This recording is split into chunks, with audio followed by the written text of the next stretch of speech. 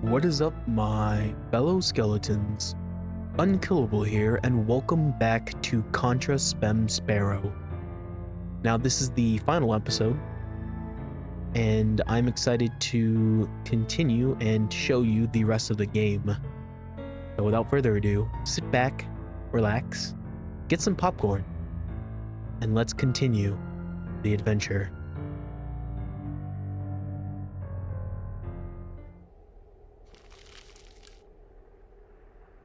Soul's purpose.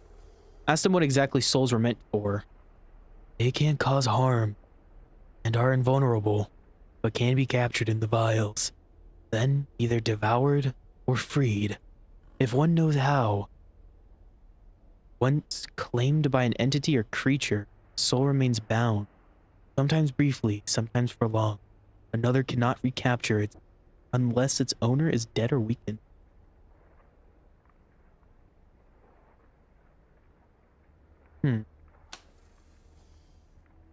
There are currently 3 main places where souls accumulate for some reason. The first, you already know.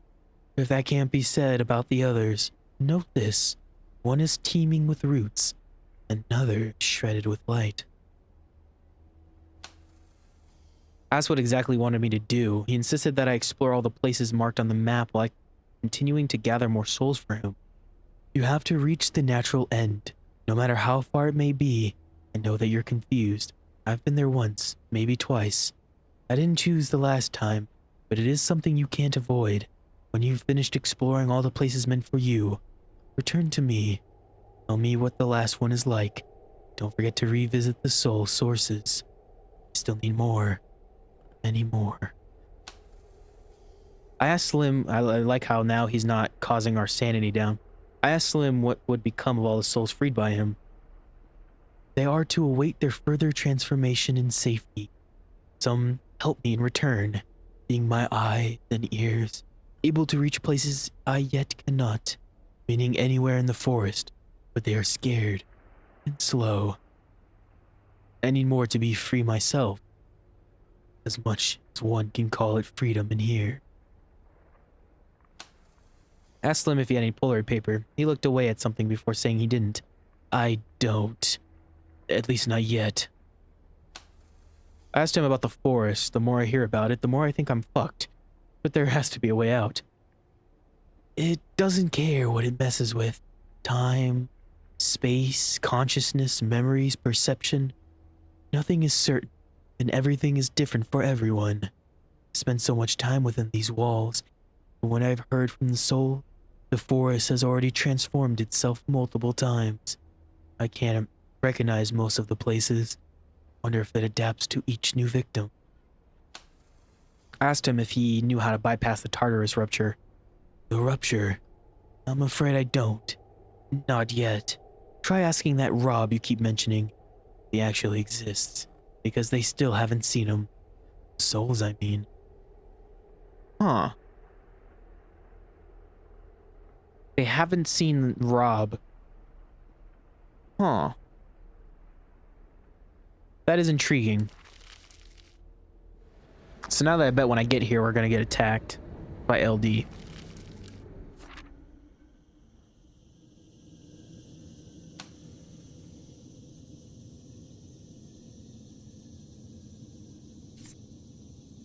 I don't see to know Lake's a gold mine. Fucking where actually I do. One piece will cost you. Okay. So he actually doesn't know. Guess I'll give him an apple. I took an apple from my backpack and gave it to LD. He tossed it from hand to hand a few times, then wolfed it down and licked his face with his apparently extremely long pitch black tongue. Hell, am I supposed to do with it? Can't even make a fruit salad with this one. Well, it wasn't half bad. Still, I'd much rather nibble on your pretty meaty hand. You know what? Let's just do that. I sit on Moth's chest and cut his eyes out. Okay. Soon realizing they're not eyes, but lanterns. I sit on a driveway, smearing it with blood from my slashed palm. The air is musty. I stand up to knock on the door, but catch the lanterns multiplying in my peripheral vision. When I turn, I see only mushrooms spreading over the ground and trees. They burst one by one, their spores choking me. They grow out of my mouth. I tried to rip them out, but they return. I shove my hand deep down my throat, grasping for their roots, only to drag out my intestines instead. I fall on my back. The last thing I see is Moth's hand reaching into my pocket to reclaim his eyes. Huh. Okay. For someone else, it's not a dumb fight. Oh, it changed.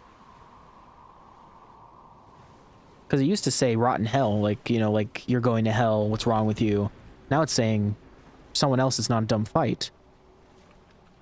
Huh. Intriguing, intriguing, Mr. Intriguing. I'm back. The rupture doesn't feel as terrifying as it did before. I approached the gap. It was probably the only way past the abyss Rob had mentioned. All I had to do was hope his instructions were correct and follow them strictly. I came closer and peered into it for a long time. Darkness there seemed denser, as if it had absorbed the surroundings, placed them with a void filled with screams. I'm gonna go into the rupture. I want to see what happens. Yeah, I kind of figured I would die. Alright, let's enter the cave. I had to move in one specific direction. In front of me were 4 almost identical openings, positioned at each corner of an imaginary rhombus. I had to choose between the northern, eastern, southern, or western one.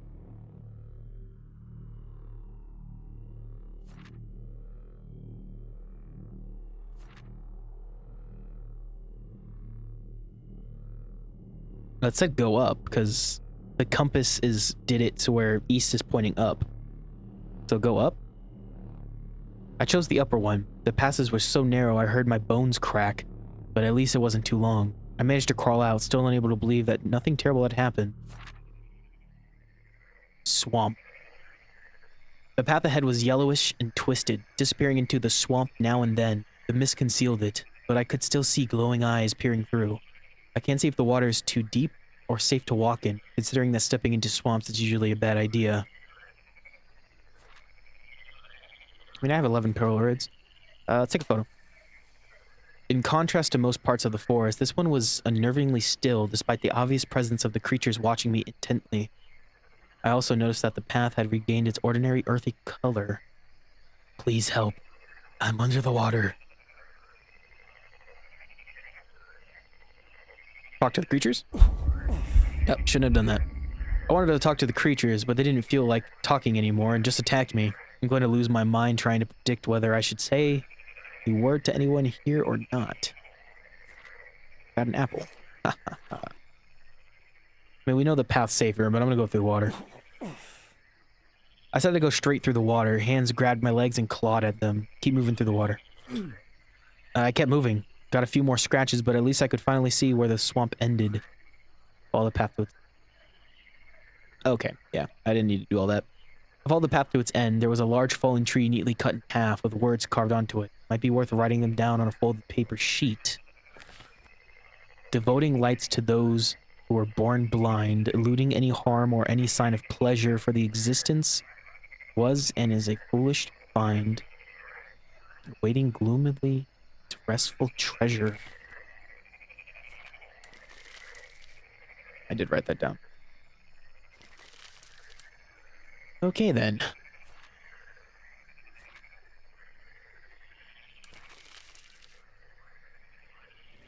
You can go back to Rob and try and get more Poloroids. Approach the fire.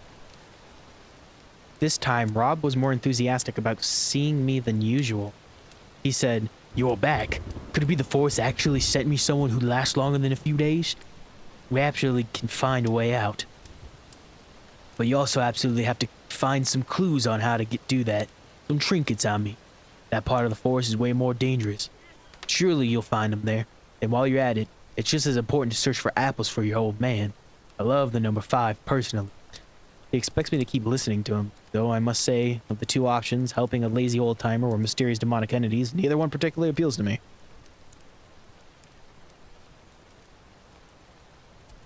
5 apples. So if I come back with 5 apples, you actually give me something more?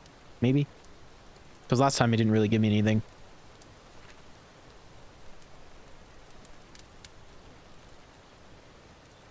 Alright, I'll come back with more apples.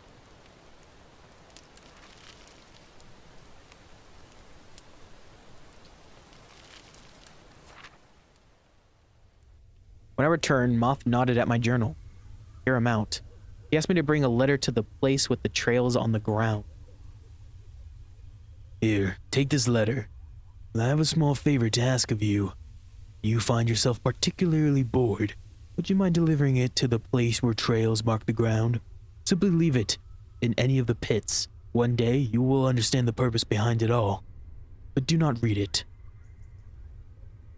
Give him an apple. I took an apple from my backpack and handed it to Moth. He casually hid it under his cloak, like wings. Why, thank you. What prompts such an impulse of generosity? Surely you are not seeking to appease me merely to secure my assistance, are you? No.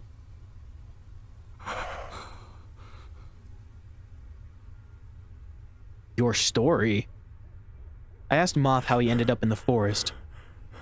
Your thirst for knowledge is commendable. However, I must not reveal all.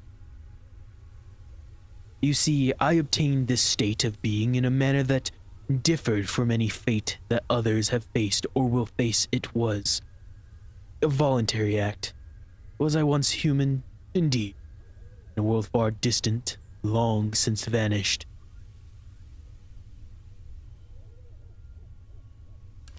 I left. Wait, is that what we're supposed to put in the... It says read the letter first or put it in the pit.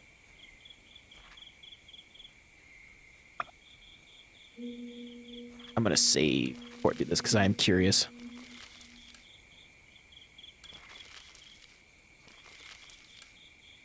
Oh, I can't. Alright, well, just put the letter in the pit. I decided I was stronger than that and put the letter in a pit without reading it. Even though I really wanted to, nothing happened, just as I expected.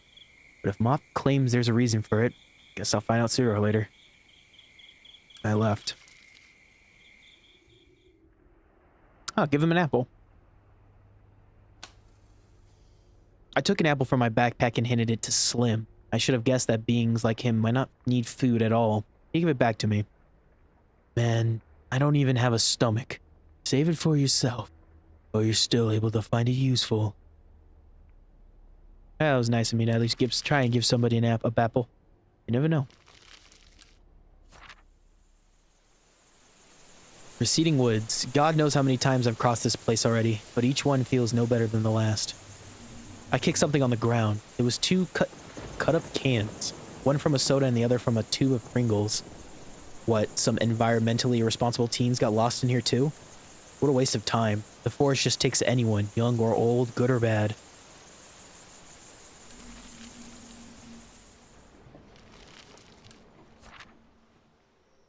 Oh. I was minding my own business, trying to reach the next place when suddenly a tall, robed silhouette jumped out at me from nowhere. Stepped back. Oh. I stepped back, bewildered, but he grabbed my camera, put it in my hands, inserted a piece of Poloroid paper, and, with a single stroke of his wing, pressed the shutter button.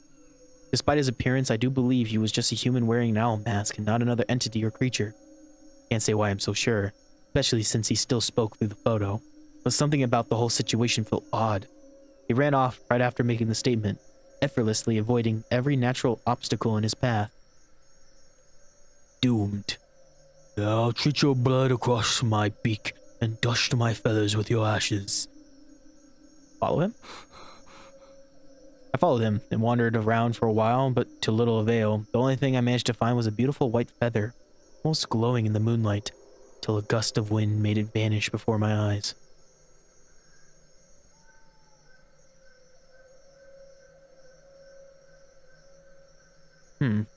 He's a distinguished gentleman. Or, I guess, owl.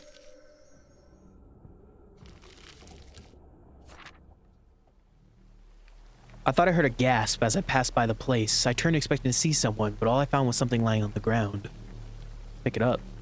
There was a small bag with paper scraps inside, each having a single letter. It might be a message. I placed them into the folded paper sheet. But what are those words that keep appearing on the page beside it? I don't remember writing that.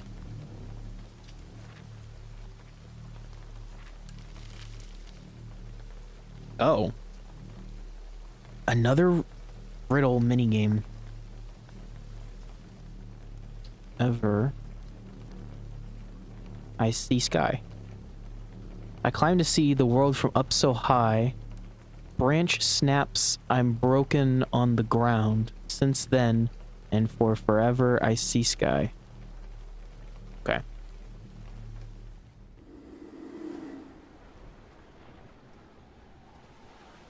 I got lost in the labyrinth. Why am I here? Caught in my memories, lost underneath.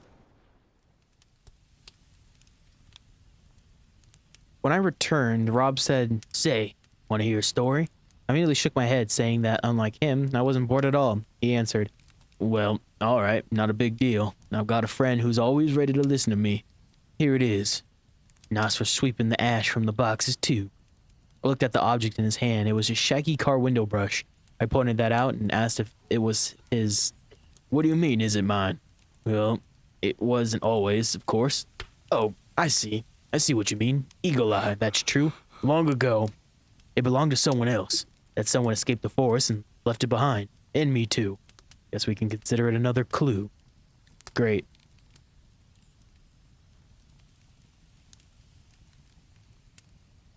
Five apples. Once again, I brought Rob 5 apples. Does he even eat them? All he does is hide them in the boxes. What, he's stockpiling in case I die and there's no other errand boy to bring him more? I hate apples. I'm more sick of their taste than ever. Anyway, he said, "Now I'm in the mood to discuss almost anything, but that doesn't mean I really want to. There's only one thing that concerns me, you know that. Any news on finding a way out, or clues? You should be more attentive, you know. Oh, and I lied to you. There's a second thing too. I got an idea to help us gather more food. We're gonna hunt. Ask me about it when you're done lazing around." Hunting. Asked Rob what kind of hunting he was talking about. He answered, "Well, I thought it'd be so awesome to have something more sustainable than apples and water. Why not catch some prey? I know the forest is full of it. You just gotta have the right tools. I've got nice snare materials on me and can show you a few perfect spots to set them. Full of wildlife. Bring me, let's say, 3 carcasses. And finally, I won't be distracted by hunger anymore and we'll be able to focus on escaping." He pointed out the 3 places on the map: the Blue Forest, Foothills, and Canopied Clearing.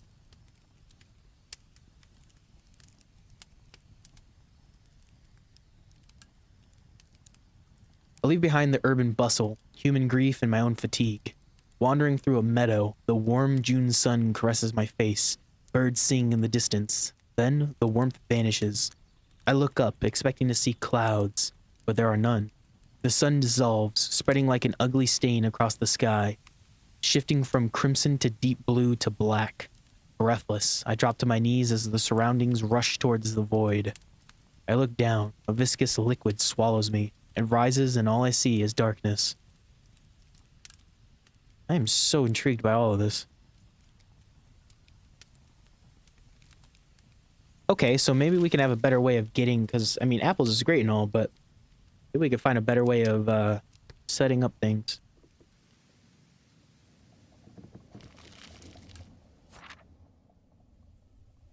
Moth seemed lost in thought when I returned. Hear him out.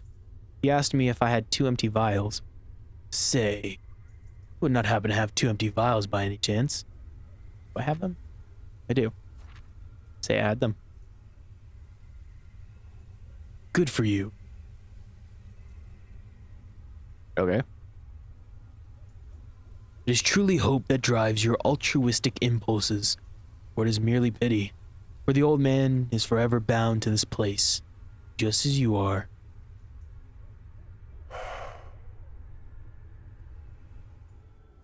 I doubt a place this beautiful would be disturbed by animals, but, well, it's worth a try. I easily found an inconspicuous spot to set a snare. I'll have to come back here later to see if I caught anything. Someone must have had a good reason for setting the bear trap here. I can only hope a snare will work just as well, and that I won't be the one it catches when I come back. All done. I'll return here later. Everlasting spring. It was getting colder, but more and more blooming flowers, along with the muddy snow, crunched under my feet. Their sweet scent was overpowered by a strong, earthy one, making me wince. I soon saw a clearing with a pond in the middle. Someone was bent over it, drinking. He wore light but dirty clothes. His right arm was blackened, the flesh torn away in places, exposing bone. When he noticed me, he immediately jumped up and rushed away, despite my attempts to call out that I was in danger. Can't fucking believe it. I mean, another human? And he just decides to run away? What am I supposed to do here? Search for snowdrops? Take a photo. When in doubt, photo. The flowers here are all pale and faded, but despite their wilted look, they're disgustingly meaty. Look around more thoroughly? I carefully examined the ground and found a few mysteriously neat Polaroid photos. I placed them in the folded paper sheet.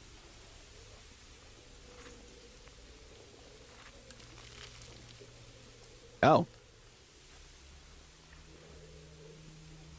An island lost in sanguine night.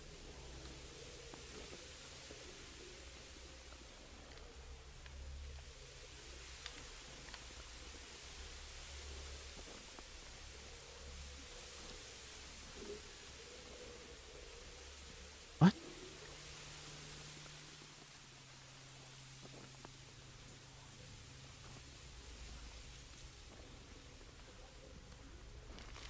Okay.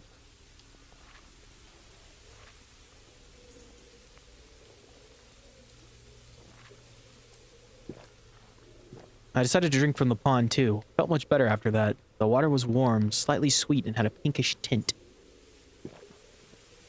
I drank from the pond again and experienced the same refreshing effect. This place could come in handy. I drank the water again and felt better. I drank from the pond again and felt better. Oh, I drank too much. I drank the water again, but instead of expected surge of energy, a searing pain ripped through my body, nearly choking me. I peered into the surface trying to understand what could have tainted it.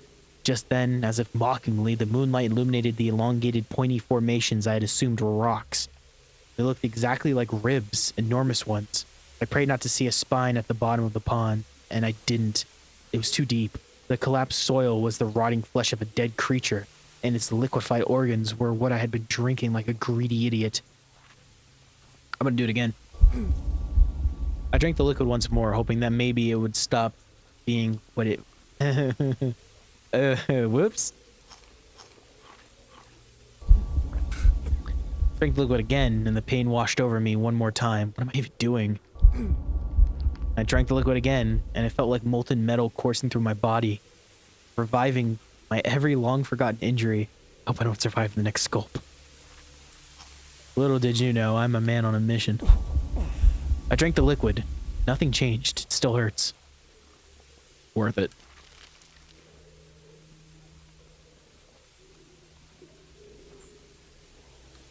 Oh, I think my snares are working.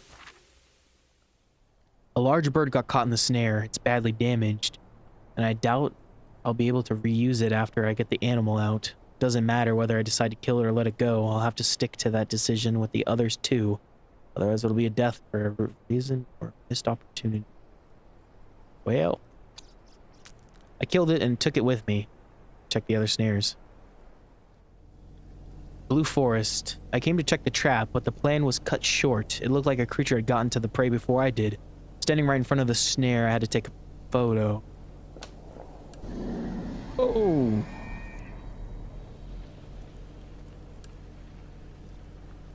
He's talking nonsense, unless I do have a gun on me. What if it's actually impossible to escape the forest, and I'm just struggling in vain, postponing the inevitable? I'm so very tired. It's true. Still humoring the old idiot, hoping to escape. How considerate of you to worry about your future self. But what for? There are 10 billion people in the world. They've surely found a replacement for you already. Your life is the only thing you control in this forest. Time to act. I'm gonna stay alive a little bit longer. I decided I had better things to do than kill myself at that moment, but the creature didn't share that opinion. It lunged at me, trying to snatch the gun from my hands, until Moth appeared out of nowhere and swiftly scared it off. He then moved along, deliberately pretending to be uninterested in the whole situation. I'm able to approach the snare now. The prey is, in fact, still there. A rabbit got caught by its leg.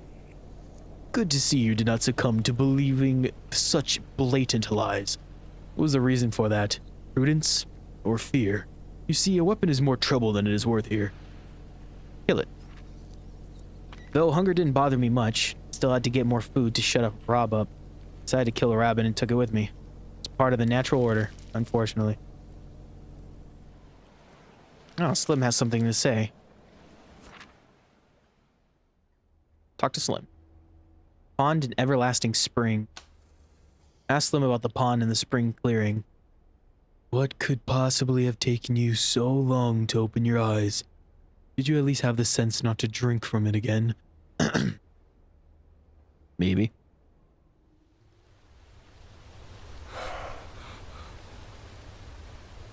It is best not to grow a whole new forest, one of denial around yourself. You keep hope dear to your heart, but it is in vain, for you are doomed to the worst. Okay. Asked Moth about the pond and the spring clearing. He desired the scent. I wonder, however, who was fortunate enough to claim his soul first. Must have been a worthy catch indeed.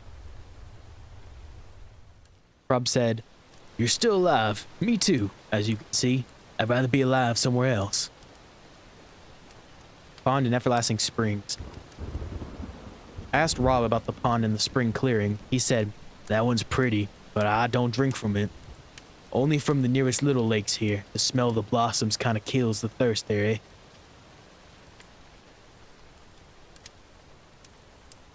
I can't see anything through the tears streaming from my eyes. I drag the logs, but they keep slipping and rolling away. My hands are shaking too much. I can't build a shelter to hide from it. It obscures the sky. Heavy footsteps echo from behind the trees, closing in. I scrape a layer of moss off the ground and try to crawl under, but its gaze immobilizes me, shattering my mind under its weight. I asked LD about the pond and the spring clearing. Yes, tasty, refreshing water it is. What do you mean? It's no water. You hit your head somewhere? Because I think you did. I decided to ask him about the vials. Yes, each one's a vial to contain a soul. What do you think it was? Want me to tell you where to find more? Makes me wonder why I need you at all. I asked him about the forest. I have to get out of here as soon as possible. If only I could have escaped it in time. Whatever happened, right?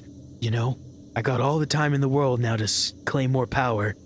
You don't, so speed the fuck up with the souls or end up like me.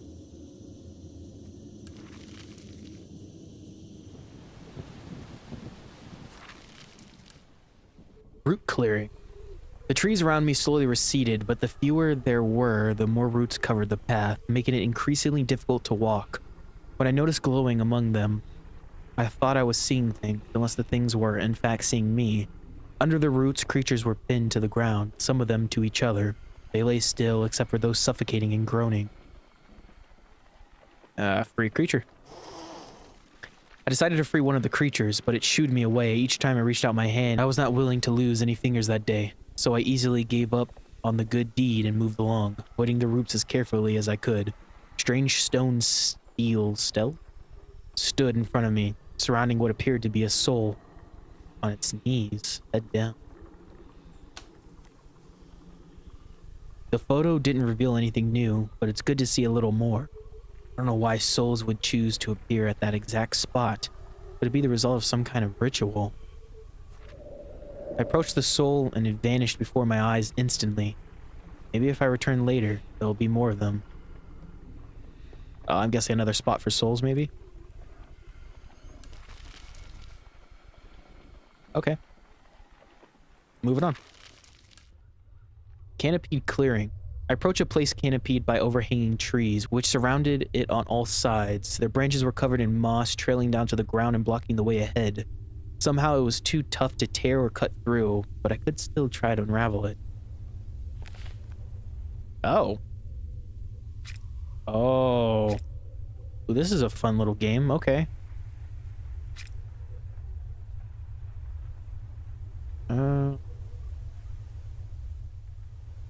The brain is braining.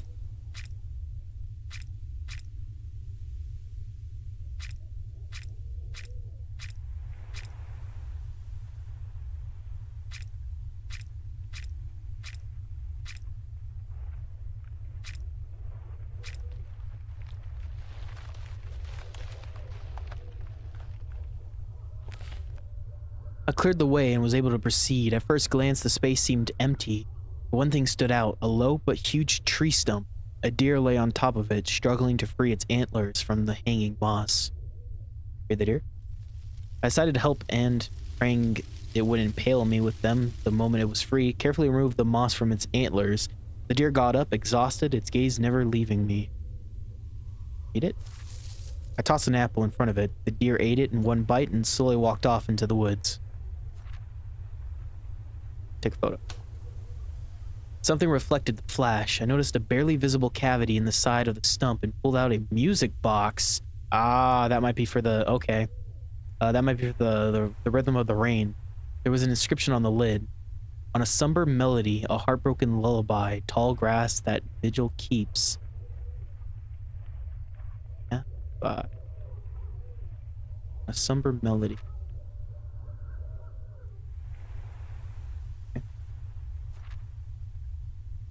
Examine the stump. My eyes fell on the stump's surface. There was another set of dots. I still don't know what their nature is. And I still don't have it yet. Maybe this has to do with the ending. I look around, found an apple, nice.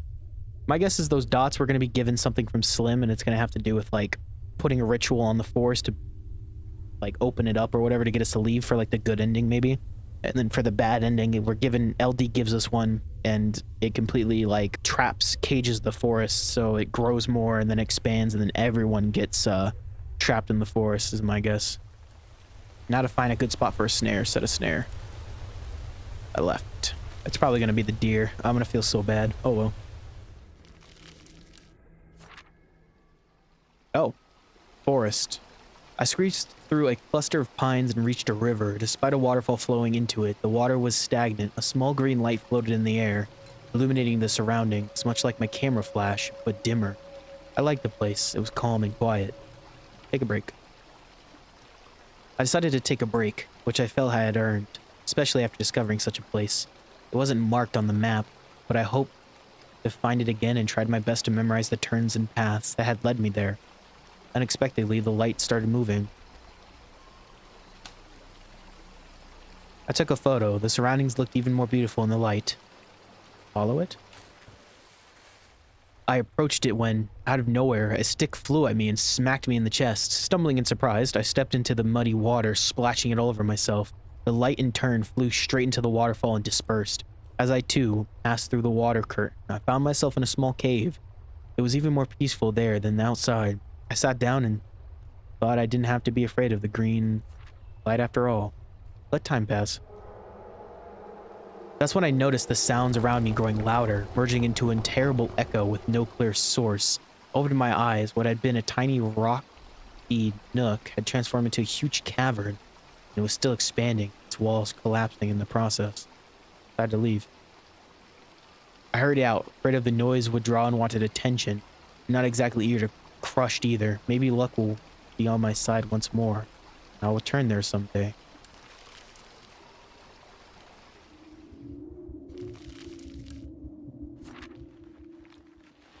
Oh, here. Fallen tree. I know what to do. Use the music box. I thought about the message written on the music box earlier, and it echoed in my mind. Without hesitation, I wound it up. Layer by layer, the plants receded, finally revealing patches of ground. Among the scattered debris, one object stood out. A scruffy plush bunny almost falling apart. I took it with me, just in case. I left. Now we can give that to the kid.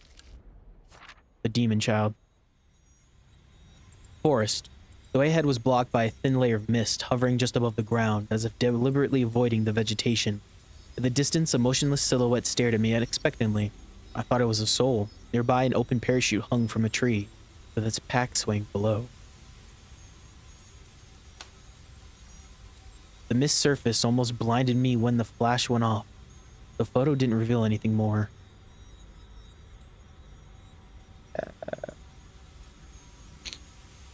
Crawl under the mist. Decided to play it safe and crawl under the mist. Down there, it resembled an overcast sky. Surroundings were slightly lighter. Keep crawling. Large animal corpses started appearing around me. I could tell they had been there for a while. Then I noticed tracks of smaller animals in the dirt. Follow the tracks? I followed the tracks until finally there was no mist. I escaped, not the forest unfortunately, just one part of it. Oh, okay. Well, in the end I feel like this was probably for the best, because I think I would have died.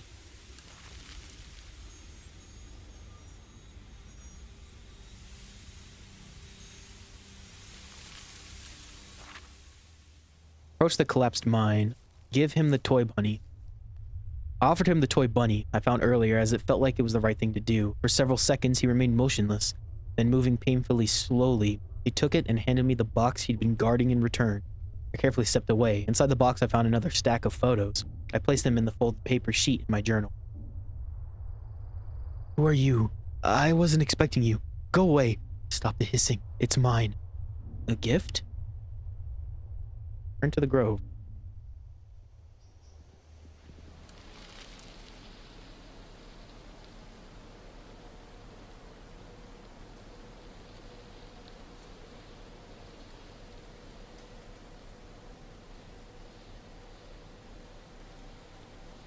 Four, 8, 15, 16, 23, 42.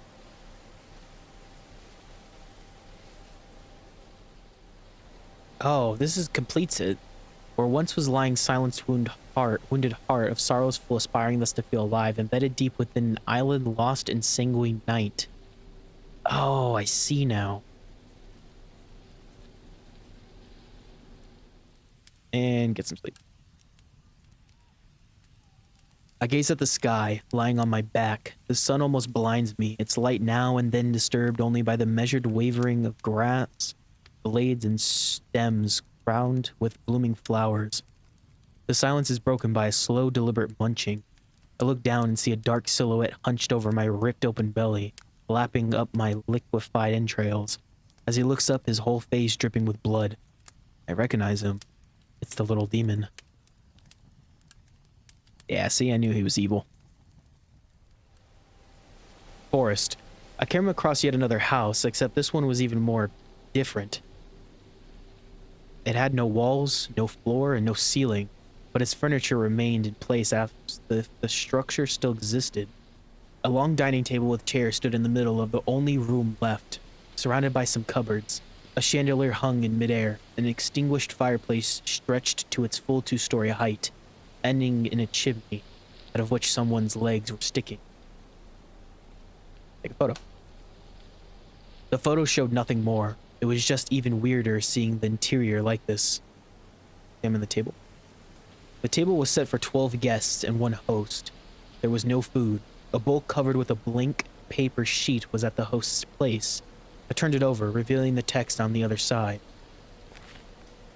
No matter what you do or what you have done, even if you have done everything against nothing, for no one in the end, alone and forgotten you are, you, and anyone in this world, each and every ugly or pretty. It does not matter who you are, no one will remember your name. I will soon be gone now, forever not yours, Candace. Still wonder who Candace is. After reading the letter, I realized it has been hiding in the bowl's contents. Oh, a pile of nuts. Okay. Sure. They were good, with a faintly bittersweet aftertaste.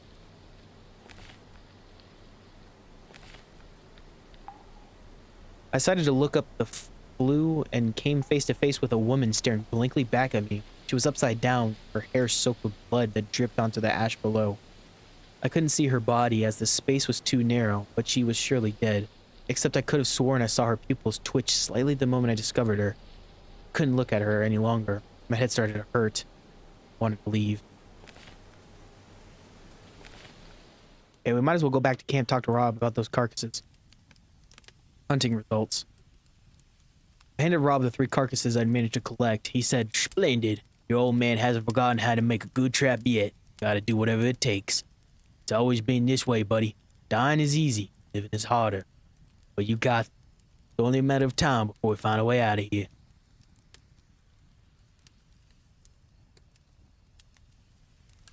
Alright, I didn't get anything out of that, but okay. Alright, new area. School. At the end of the canopied clearing, a tilted wooden sign with the word hideout scratched into it marked the location of a trap door. According to the map, it was an entrance to somewhere. When I opened it, I saw a stairway leading deep underground. Had I known it was this long, I would have looked for another way forward instead of dealing with all those steps. But here I am, at the bottom in the middle of a hallway that looks awfully similar to a school one. Now I understand why this place was drawn this way on the map. Some of the lights are still working. Check the doors or go down the hallway. Check the doors. I decided to check if there was anything useful in the classrooms, but the doors were all locked. Fuck's sake. And the one that wasn't slammed shut in my face the moment I tried to go through. I noticed something pinned to the next door. An invitation to a model casting in Shanghai. There's no name on it. Kept searching for another open door. To my surprise, really found one. The classroom. I entered the classroom. Take a photo. Somehow the windows remained intact, resisting the tons of earth pressing against them. Only one is shattered. There's something on the blackboard. Desks and the classroom in general appear to be empty, except for a human silhouette facing the corner. Oh, that's not good. Check the window. Look around. Found a single piece of Polaroid paper in the desk. I looked closer at the blackboard. Despite the presence of chalk, dots were carved on it instead, arranged in a specific order. Oh, there it is again. I checked the window. I checked the window. There were even more steps leading down into the darkness. How? Actually, never mind. Approach the silhouette. I called out to the ones standing in the corner, but no response followed, so I walked closer and touched their shoulder, and suddenly the skin started coming off of it. And their whole arm just fell off. And the organs fell out too. It took me a moment to realize it wasn't even a person, but a damned anatomical model fed up with this forest. Go down the stairs. Meat pillow. Alright. After a while, the stairs ended abruptly, causing me to fall onto soft, slimy ground. I flinched and jumped back to my feet as, for a brief moment, my journal's reading light outlined its pulsing burgundy texture. Things escalate quickly. A school here? Not just that, but an underground one, from which I fell back to the surface? Is it even possible to get out? My life is all about fighting for the last chance now. Look around. I couldn't see much. The surroundings resembled flesh, with the ground and trees covered in webs of twitching veins. Cut the veins. Wanted to check if the veins had blood and slashed them with my pocket knife, but they remained intact. Felt as if I stabbed my own insides. Oh. The place is organic in the worst way possible. This can't be real. Why am I seeing this? I'm sorry, okay? Sorry. It's just a small island in the middle of a lake. The moment I convinced myself there was nothing worth my attention, I heard munching growing louder right next to me. I turned toward its source and instantly recognized LD's silhouette. He was gnawing on thick arteries near the shore. When I asked what the fuck he was doing, he just pointed behind me without stopping for a second. Back? I looked back, and in the next instant, I was plunging straight into the water. The fucker pushed me. When I got out, he was nowhere to be seen. So I wanted to sit down and dry off for a bit. My foot stepped into a hole. There was something at the bottom, but I couldn't reach it because a web of intertwined vein-like things was blocking the way. First, I go to a school. A silhouette scares me. I fall into a hole of just a bogus amalgamations, and now I lost an item. Great. Try to unravel the web. I decided to use a less harmful method and to clear the way by shifting the vein roots from their original positions to the new ones. Oh. I am very much liking these mini games. I'm not gonna lie to you.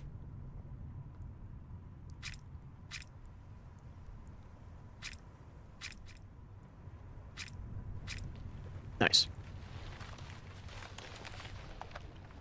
I cleared the way and reached for the object. It resembled a heart split in two by a clean diagonal cut.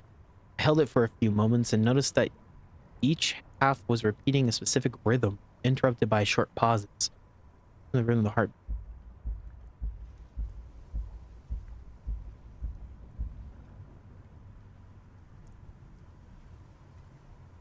Still don't know how to use that. I decided to leave. The water wasn't too deep. Oh, this seems like there's something else over there. Forest. I've been trying to reach a place that offers more than just a boring, lifeless path for God knows how long. I have to move forward, and there's nothing but endless fields of thorny bushes on either side. I keep hearing bones rattle behind me. Yeah, I'm definitely walking along a path right now. A really, really long one. There's a spot on the ground that looks a bit off. Examine the ground. Something was obviously buried underneath, so I dug with my hand a little, until my eyes met those of a soul. Looked terrified.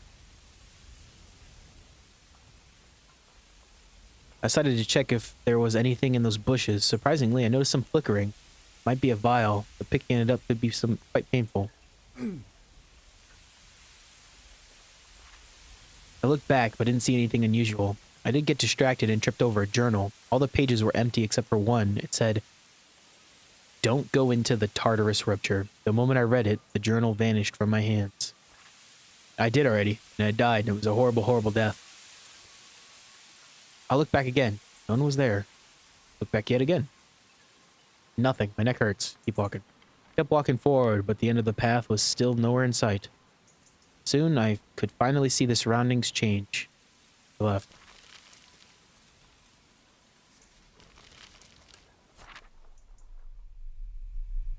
Forest. I really don't know what I've done to deserve this, but for the umpteenth time, I was followed again. The thing tagged along in a peculiar manner. It moved only when I took a step. When I stopped, so did it. After a while, I was able to see him clearly enough. Not a human. Very similar to one. His closed, dark eyelids made it seem as if he had no eyes at all. His cheeks were torn off, and his thin, bony body was covered in cracks. He understood I had noticed him. Walk backward watching him? That's a treat. Okay. I started to walk backward, never taking my eyes off him, thinking it was my best options. That is, until I failed to notice a large pit behind me, and I fell straight in. Looked up, the creature was already at the edge, staring down at me in silence. Froze. He crawled down the wall and sat in front of me.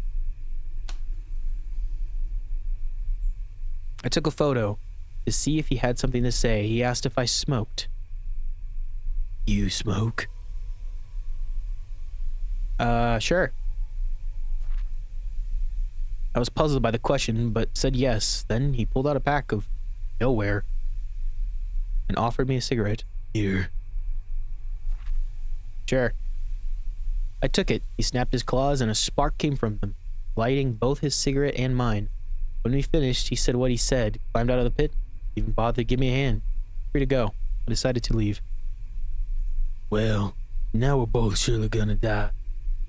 Let me know when you do. I first died 2 years ago, for example.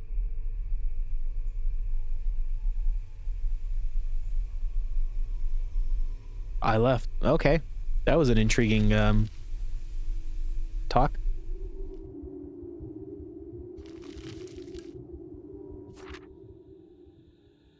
Approach the cage trap.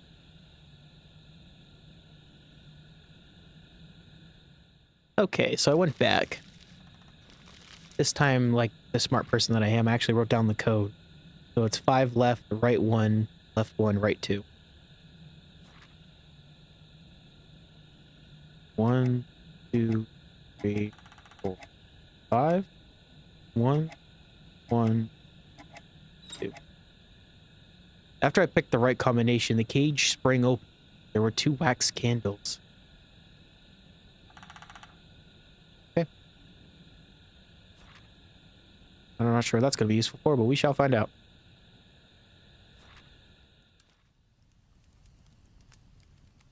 Found belongings. I told Rob about the other belongings I found deeper in the forest. Encouraged by the news, he said, "We're so close to the solution. The picture's getting clearer, slowly but surely." What solution? Can't think of the slightest possible connection between even the 2 of the things I found. In response to my questioning look, he added, "You can do better, of course. The picture's not that clear for us to escape the forest just yet. I'm sure you'll find more clues. And food. Don't forget about the food." It won't stop getting on my nerves.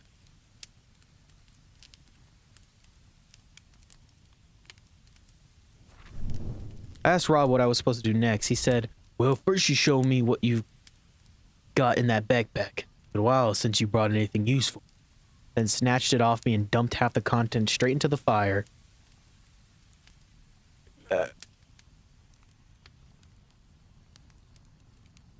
Why? 3 carcass, apple, vial, Poloroid. Okay. Before I could get it back, pointing at it, he said, all this must be destroyed, or else the forest won't let us out. The things work by its rules. They can't appear in the outside world. Oh, meanwhile, he's trying to stuff the ladle and a few apples into his pockets. When he realized the camera was still hanging from my neck, reached for it, I grabbed his arm and told him to come to his senses and quit fucking around. He said, how rude of you, young man. Fine, keep it. For now. What's next, you asked? What do you mean, what? We stick to the same plan. The answer lies in the trinkets. You found any new ones yet?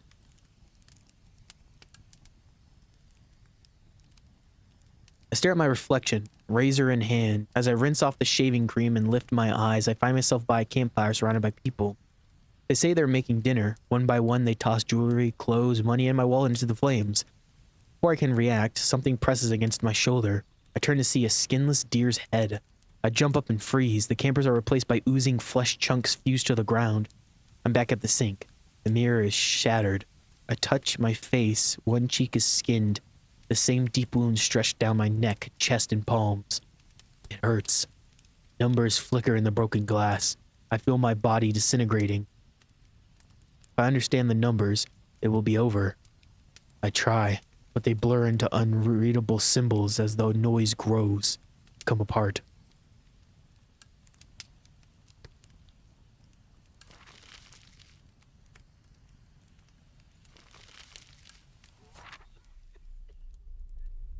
Forest. By chance, I discovered a large pit deeper in the forest, almost slipping right into it. I stop on a stony slab, fallen tombstone partially embedded in the soil, to be exact. The grass rustled in the distance. The grave is dug up, but I can't see what's inside the coffin. There's no way I'm jumping down. The coffin is empty. Lying with what's left of its lid cast aside, the tombstone has no name on it. I swear, mine was about to appear there after LD suddenly jumped at me out of bushes. He seemed impatient and pointed at the grave eagerly, clearly trying to say something to me. I decided to look around and found a Zippo lighter along with a small, thin device resembling a mobile phone, labeled BlackBerry. Oh, nice. Didn't recognize his brand, neither of them was working. Oh. I took a photo of him to see what he had to say. It is actually quite ironic to break free from death, only to end up in a place like this. It's one of the funniest shit I've seen in this forest. I heard something while passing by the hollow. It was Rob. The old bastard startled me and I hit my head against a large boulder as I tried to step away. I asked what he was doing there, but he ignored the question and asked me instead, you looking for something to eat here? The lost cause if you don't know exactly where to search. I do. Want me to show you? Sure. I agreed. He said, you go first. I'll tell you where to turn. He probably wanted me to hit all the invisible trees first so he wouldn't have to. His directions were useless. I just moved forward until I spotted a creature hiding in plain sight. It ran its hands up and down its face, trying to tell me something, but when I reached for the camera, it rushed off. I turned to Rob to ask what he thought it was, but he was no longer there. Instead, I noticed apples on the ground. As I knelt to pick them up, Rob reappeared, unbothered. I assumed he was too bored to guide me and had wandered off the path, so I didn't ask anything. He said, sharing is caring. How about you give me some of those fruits you found thanks to me?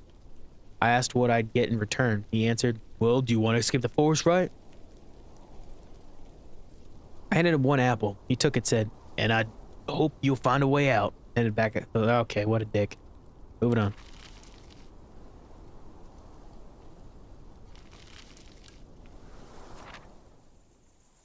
There was something on the ground. The stuff kept appearing there. This time it was a dog collar engraved with the name Gordon. Poor thing.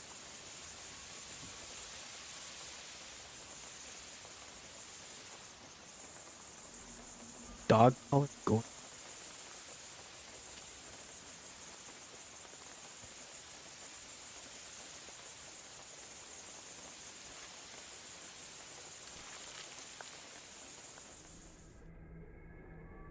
Oh, there's this.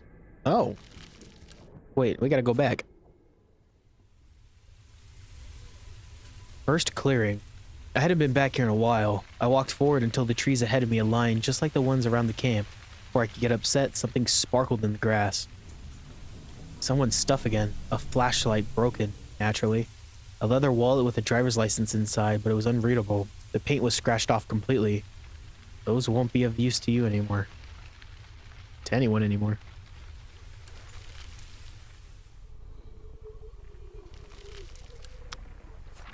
I don't know if you noticed, but time seems to be a little bit different. Now October 13th, it's been like 2 months. Hope I won't stay here for long. I decided to check the hole in the ground. I thought the message on the Polaroids I'd found in the everlasting spring clearing along with the poem pointed to this place. The heart was no longer in the hole, but I found some vials, photo paper, and an object half merged within the meaty surroundings. The movie reel. The name Lila was split into individual letters, repeated in each frame I could see. I had to pretend I hadn't noticed it.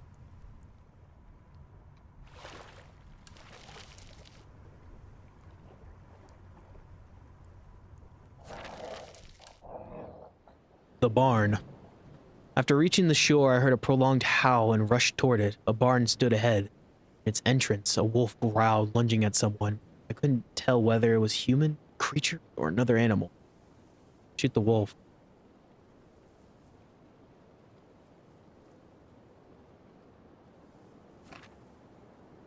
I have 11 bullets. Nah. I decided not to intervene and slowly moved closer. After a while, the wolf ripped off the arm of whatever in the end appeared to be a creature, threw it in my direction. Intentionally or not, fled. The limb was still firmly grasping a few ordinary wax candles as its former owner crawled back into the barn. I took them with me just in case. I looked around outside, nothing unusual there. As I approached the entrance, a stubborn, writhing individual began hopping in circles around my legs, refusing to let me pass.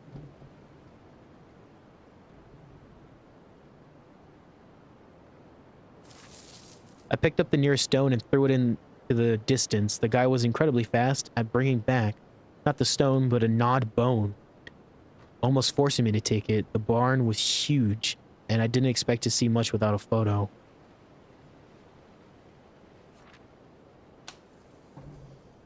I made sure to capture the whole barn. Now that it's lit up a bit, I can see it's full of creatures occupying particular hiding spots, either in small groups or alone. All these things actually were human once. I don't want to end up like that. I checked the stalls. The creatures hiding there didn't seem to have any intention to attack. Did they have anything useful? I walked to the end of the barn. There was a rotary phone on a wooden box, standing out among various farm tools. Given where I am, it'd be a good idea to dial a number. The box with the phone was guarded by creatures, all of them gazing at me curiously.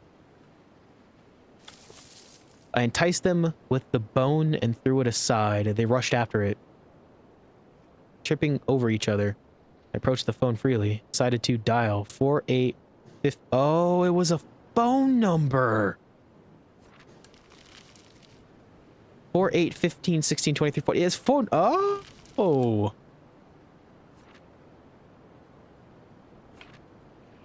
I dialed the set of numbers that had appeared on the Polaroids I'd been given in the collapsed mines. There was no response, so I hung up.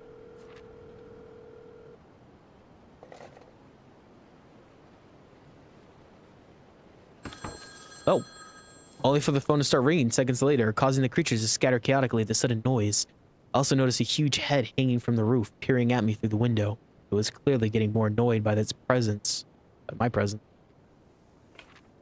I picked up the phone and heard a voice. It startled me so much I almost dropped the handset. It said, it is not reassuring that you still possess some semblance of manners after all. Heed my words, for I will not repeat them. Oh, on second thought, there is, in fact, no need for me to say anything. You should already have them written down in your precious journal. I thought he was talking about the page beside the folded paper sheet. Immediately interrupted him, asking if he knew what it was. He said only, "What? Forgetting even what you write yourself? You will understand it eventually, I believe. In any case, I will not detain you further until we meet again. And hung up. The voice was impressively deep, otherworldly, with several layers of different pitches. Definitely not human. But I couldn't understand how then able to hear it at all.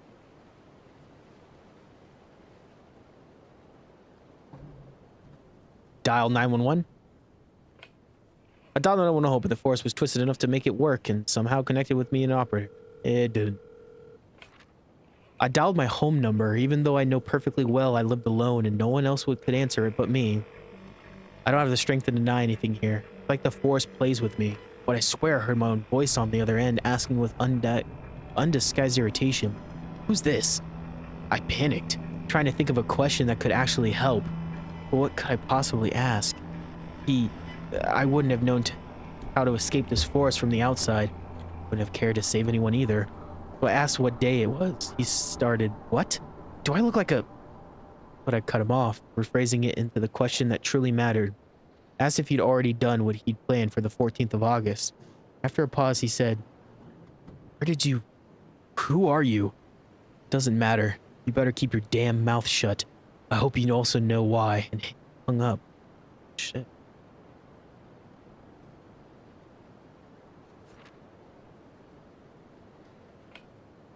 I wonder what would happen if I dialed that first number again. This time I was persistent enough to wait until I heard something. Though when I did, I immediately felt like I shouldn't have.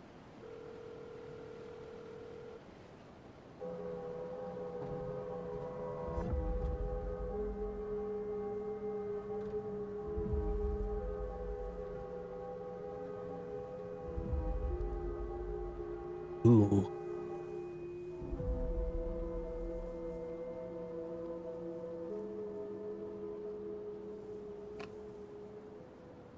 Okay, that looks cool. Leave the phone be. Leave. That was really intriguing, wasn't it?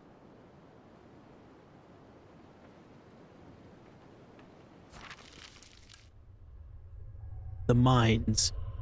I was lucky to spot a mine entrance behind the overgrown vegetation on a hillside. Its interior looked surprisingly neat yet unstable. Crooked pillars barely supported the crumbling ceiling and walls. Ventured deeper, eager to find any answers, just as eager as I am now. Surely, I thought, places like this exist to conceal them. At the first dead end, marked by a pile of fallen rocks and soil, I stumbled across a cracked child's skull lying on the ground. Okay. I decided to take it with me. A snake lurked inside and struck the moment I picked up the skull. I know it's venomous. Consciousness is slipping away. Eat some apples before I crash. Nom nom. Oh, I died. Alright, I returned. Hopefully this time we don't die. Leave it be. I decided to keep my distance from the skull. I didn't want mine to become another one decorating the place if something happened. I doubt this forest would ever let a soul rest. I don't see anything useful. I left.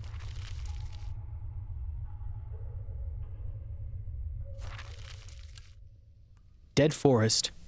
I found myself in a part of the forest where moving silently was impossible. Everything crackled and rustled under my weight. The withered leaves and grass resembled shed snakeskin, and the crumbling trunks of the sycamore trees disintegrated at the slightest touch. Try not to make too much noise. I froze, worried about drawing unwanted attention, and tried to figure out a way to search the place without making a sound. Since I knew that excessive noise never boded well here, but my pause didn't last long. Something collapsed further ahead, forcing me to move closer. Ew. The place is falling apart. It's cold. The thing that had collapsed seemed to be one of the trees. The wind was dissolving bark remnants at the spot where it had happened. Among them was a faded Polaroid photo with only one word on it. Here. Wasn't sure if it was a pointer. Didn't see anything except piles of dead leaves.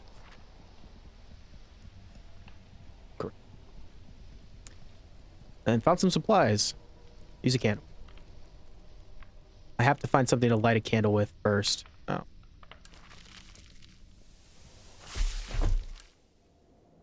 Tangled Ravine. The ground ended at a precipice with a single fallen tree stretching across a cliffside. Before I could reach the other side, the trunk shattered. Somehow I suffered only minor bruises after falling from such a height.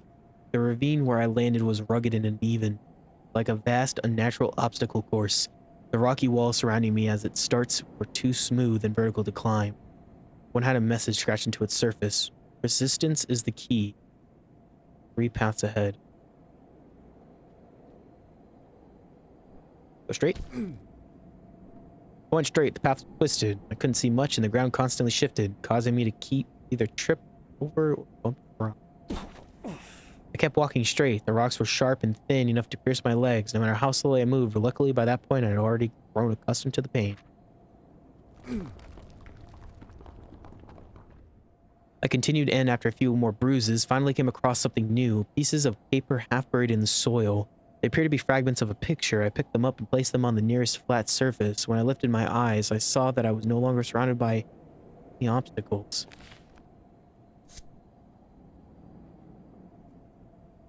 I don't like the way this picture looks.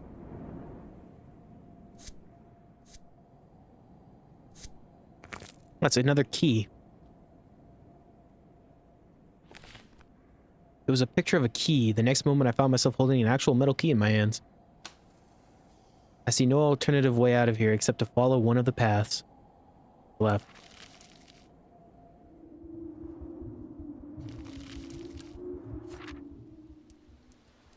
Decided to approach the fire. I was yet again met by one of Rob's countless monologues, but this time he presented me with some paper scraps. Looks like you'll be sticking around here for quite a while, buddy. How about you take this in case you get bored or anxious? It helps me. I don't know how to solve them, so I just look at the squares and numbers all day. I'm old. That's enough to entertain my old brain. They were nonogram puzzles, presumably torn out of a magazine. I redrew them on a folded paper sheet, in case I'm bored or anxious.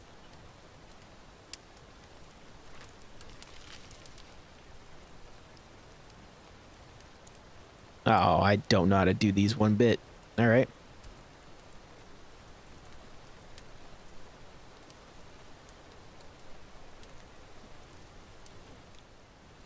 Five 99792458.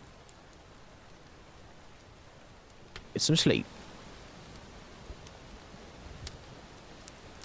A creature hunts me down persistently. I hide in the shadows as it passes, inches away. It stops at times, exclaiming different words in a distorted, inhuman voice to lure me out.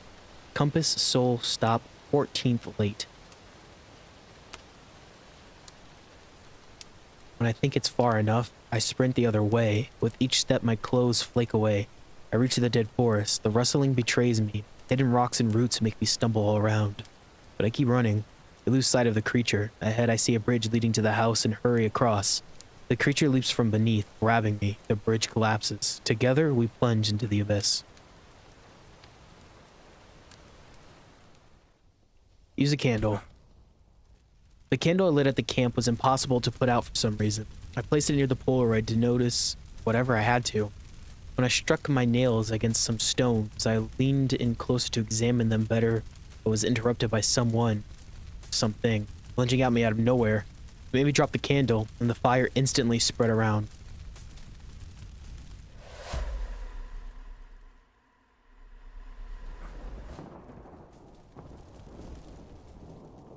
I had to leave.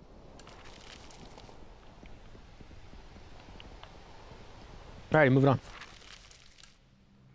Cliff. The ground gradually gave way to a rocky surface. I carefully approached the cliff's edge. In the distance, I saw no city lights or any other sign of civilization. Only pale trails of moonlight in the air. The sky had no stars there.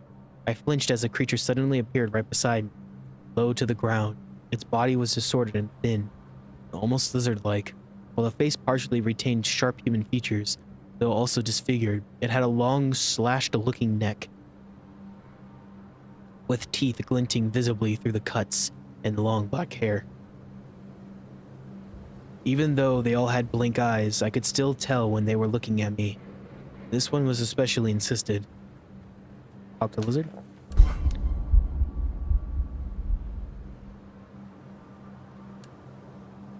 He said I should jump. I think you should jump. Why not? Search for what you search in flight. I'm good. Of course I didn't jump. I'm not that desperate. Yet, he then silently laid his head on the ground, staring into the distance. Just when I was ready to leave, my backpack suddenly moved on its own, and something black poured out of it. I realized it was the liquid I'd refilled my bottle with at the inky place. Some time ago, the creature hissed and retreated, and the black mass began spreading rapidly. I didn't wait for it to cover the entire cliff top and trap me there, so I hurried away too. Descend the cliff. I descended the cliff. Deep holes shredded its base, their shapes a bit like human silhouettes. I couldn't squeeze through to check if anything useful was inside. As I stepped away, a shadow in front of the nearby trees sprang back before slowly approaching me. It was LD, staring at me expectantly. That's when I thought, maybe you could help. I took a photo of him to ask if he could lend me a hand there. Before that, he pointed his sharp-clawed finger at the cliff, and of course, I had to endure his exceptional wittiness for a bit. This your mom? When I did ask him what I meant to, he hesitated at first, shrugging his shoulders, but then he nodded frantically and rushed into one of the holes. After checking a few more, he returned with a handful of something. Easily. Take a closer look. It was vials, but the bastard ran off before I could take them from him. He dropped one in the process. Just one out of a whole handful. I fucking LD. See what I got? Something useful indeed. Will you go find more yourself? I'm taking these with me. I looked around. Beside piles of dusty rocks, I came across 6 climbing cabineers scattered on the ground. 2 were interlocked and 1 engraved with the number 1989. Can't say the find helped me understand much.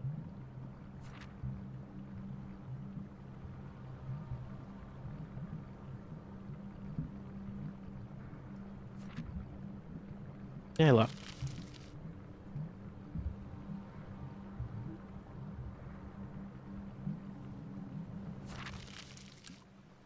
Dead flood. I was approaching another lake marked on the map, but something small and clingy latched onto my leg, preventing me from getting to the shore. I spent a solid minute trying to shake it off, and when I finally succeeded, it stopped moving at all. I could feel countless similar things creeping around me. The sound of their sighs blended with the crashing of the waves. Oh. The shore is strewn with ugly creatures, arriving with each new wave. They are all dying, dragging themselves over the bodies of those already dead. 4 particularly stand out: an immobile, infant-like, mummified thing that squeaks occasionally, a faceless 4-legged creature, a groaning, furry beast with a wide, fish-like face, and a much larger one desperately watching me with its single eye.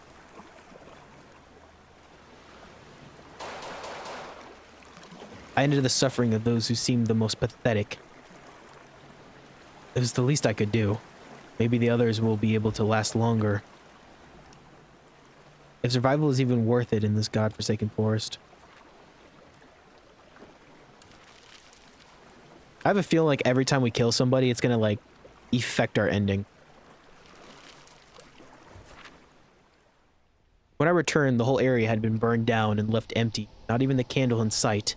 I could feel Moth stalking me again. What's wrong with him? Drawn to a flame, is he? Or the flash? Damn overgrown insect. I decided to hear him out. He seemed just curious about what happened to the place. Say, so that what is dead may, in fact, die?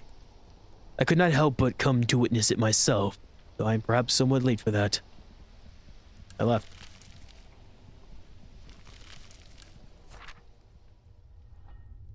I noticed something on the bark of one of the trees.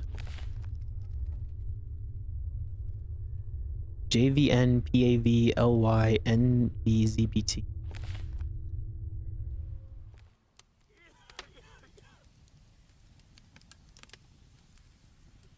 I fall and hit my back against a rocky surface. As I get to my feet, I see city lights flickering in the distance. I can reach them. Searching for a way down, I find only withered, thorny plants, unstable rocks, and dark hollows where something writhes. I start descending nevertheless. That's when I notice crooked creatures gathering at the foot of the cliff. One by one, they stretch their arms toward me. I have no choice but to climb back up. I lift my eyes to see how far I've descended. But the cliff is no longer there. I fall.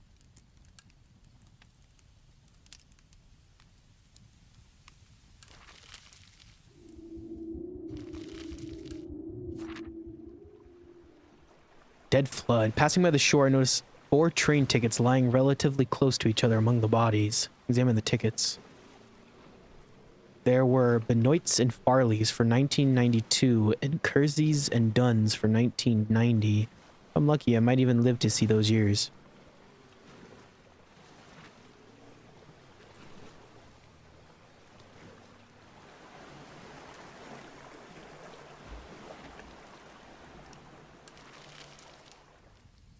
Only 3 more areas left. Let us go. Ship Valley. Another vast place that made me foolishly assume I had finally escaped. A valley devoid of trees, it was filled with rusty shipwrecks, both modern and old, covered with thick vegetation. The ground was dotted with large puddles, and my feet nearly got tangled in a fishing net lurking in one of them. I should have started counting long ago how many times my legs were the first to suffer. Given the circumstances, I'm surprised I still have both of them. Pull the net out. Pulled the net out. Something motionless was caught between the threads.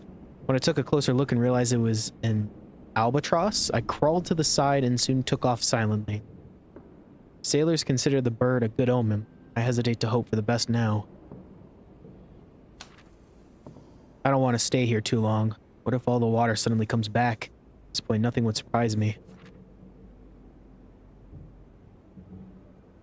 I looked around and came across a weathered barrel that smelled strongly of alcohol with a Polaroid photo on its lid.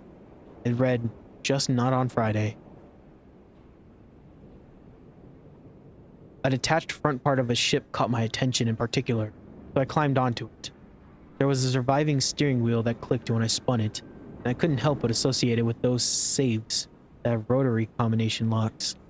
But what could possibly be the right combination for this thing? I searched the deck and found only a page torn from a logbook. Managed to make out the only thing through the faded ink, the date of the last entry, January 25th. Among the scattered junk, I happened to find another page, this one dated May 21st, 1968. The date seems somewhat familiar, but I still can't recall the details, even though it wasn't that long ago.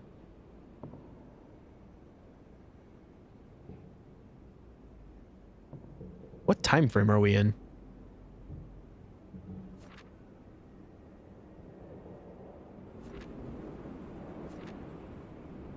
Oh, I wonder if this is for the... Okay, so it's, okay, right 1, left 3, right 3, okay, 1337, 1337. 1, 1, 2, 3, 1, 2, 3, 3, 4, 5, 7. Yes.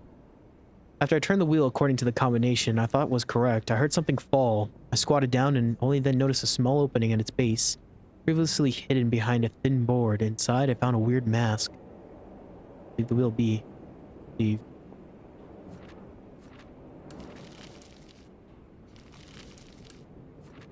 Ah. Don't know what that's for.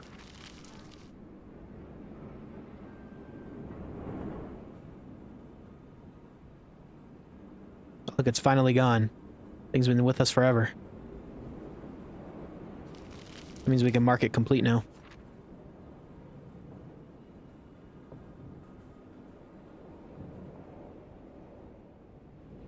Oh, Moth has something to say. When I returned, Moth stopped me before I could say anything. Hear him out. He told me there was something to find in one of the school classrooms. There is a simple yet interesting riddle awaiting you in a classroom. Solve it. You may obtain a certain item to bring me. Yes, I am aware there is but one door. Perhaps try using a key next time. I cannot help but wonder why you strive so to escape this place. Outside, you are not granted the sudden ability to change your choices. And I dare presume you would change many of them there. Found belongings. I finally told Rob about each clue I had found around the forest. He said, "That's it. I just remembered the stuff you've found. The connection was obvious." Can't be serious. The victims have nothing in common. They just got lost in this forest like we did. There's no clear pattern, no reason why they or we deserved any of this. He continued, "It all points to the thing an old fool threw away because I couldn't understand its value. You surely know the place. nice and cozy, except for the smell. There's a little pink pong among the flowers. I threw it in there. I'm sure it's still somewhere at the bottom, waiting for us to pick it up. Well, for you, couldn't swim even for my salad days. And hurry up. I've waited long enough for any chances to get out. Ignoring all my further questions and shooting me away.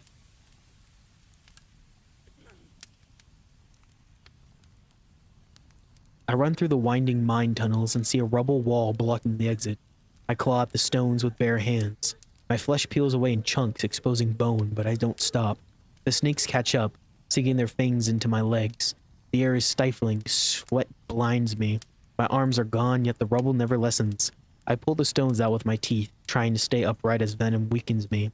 Armless, paralyzed with a toothless, bleeding mouth, I collapse and realize every stone I've removed has built an identical wall behind me.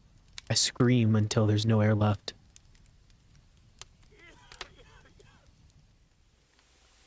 This is the pond Rob claimed had something important at its bottom. I don't know how deep it is or the exact location of the thing. It's even there. I can only rely on my undeniable ability to swim. Dive on in. The water hurt like hell. I managed to keep my eyes open at first, but the closer I got to the bottom, the less I could see, the more it burned. The pain grew almost unbearable. The pond was, in fact, quite deep. Despite everything, I insisted on getting the job done and searched the uneven lake bed with my hands. Eventually, my fingers brushed against something that felt like a small box. Thicket. I grabbed it, hastily swam back to the surface, and finally got out of the water. Surprisingly, my skin showed no new visible damage. The thing was actually a box, and it opened easily. Inside was a completely dry scrap of paper with a symbol on it. I had no idea what it's for. I have to bring it to Rob. It's a twisted, unreal place, this forest. A place trying to make me afraid of even thinking. A thought crossed my mind about how nice it'd be to get back to the benefits of city life, even though that's the last of my concerns here. Getting the hell out of this is a real priority. And just then, a whole damn soda vending machine appeared in front of me. Actually working. A coin laid on the ground right next to it, glistening amongst the moss. This is a dream. I hope I'll wake up soon. But until then, buy a drink. I inserted the coin. A shiny can rolled out, labeled "Take a Walk" and "A Shower." The soda tasted disgusting. I had to leave, so I did.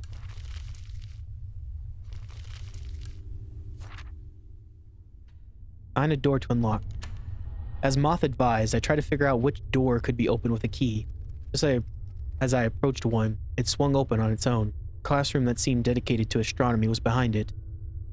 The place was a mess, items scattered around chaotically. The vague projection, the source of which I couldn't identify, covered one wall in place of a blackboard. Enter the astronomy classroom. Name of the projection. The projection displayed what was supposed to be a solar system model, but only the sun was present. Below it, an inscription said, "How many planets are there in the solar system?" I figured it was the riddle and noted it in the corresponding section of my journal.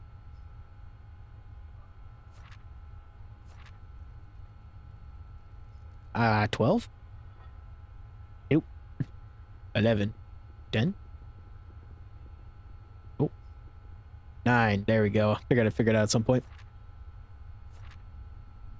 Write the answer on the wall.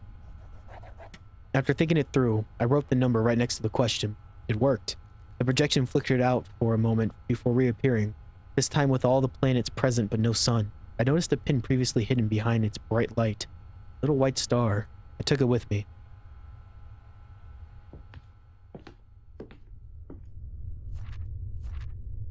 Star pin. I shouldn't stay here for too long. The spores are everywhere. Put on the mask and pick the mushrooms.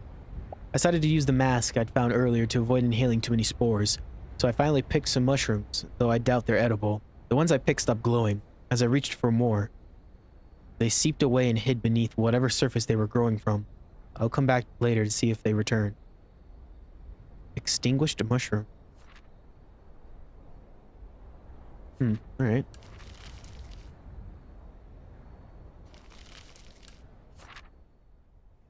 I have to tell Moth about that planet riddle. Give him the star pin. The brief excursion into the basics of astronomy ended with nothing but more wasted time.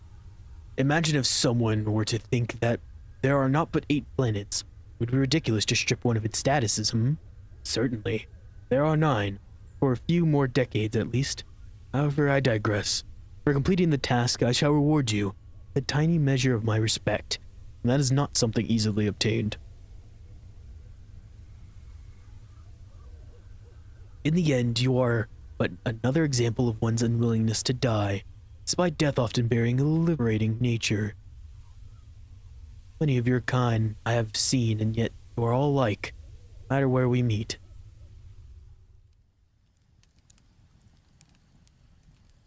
I shared some extinguished mushrooms with him. He liked them so much that he agreed to give me Polaroid paper in exchange. I told Rob about the box I found in the pond and asked why the water burned so badly. He said, "Simple, there's no water." I mean, how would I know?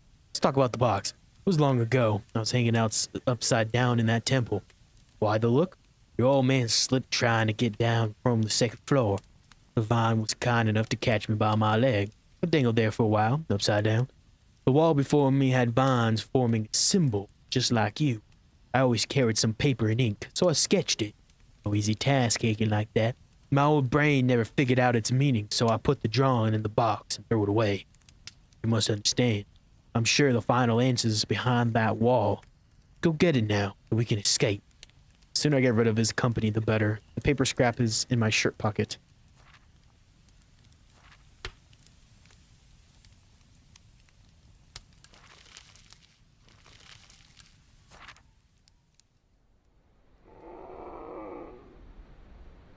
As I reached for them, the creature appeared in front of me, growling and stopping me from doing what I was about to do.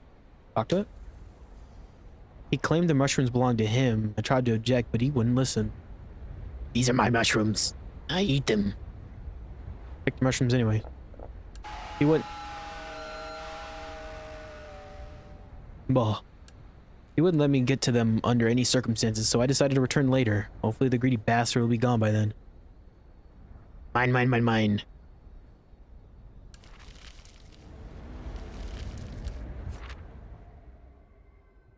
Okay, I decided to find the symbol inside the temple. When I approached the collapsed stairs leading to the equally collapsed 2nd floor, I looked around and spotted the wall Rob had mentioned. It was covered with holes barely visible among the vines. After some thought, I figured the symbol could be recreated on the wall if I moved the vines into the right positions. I had to follow both its depiction and Rob's instructions carefully. Oh, good lord. Okay.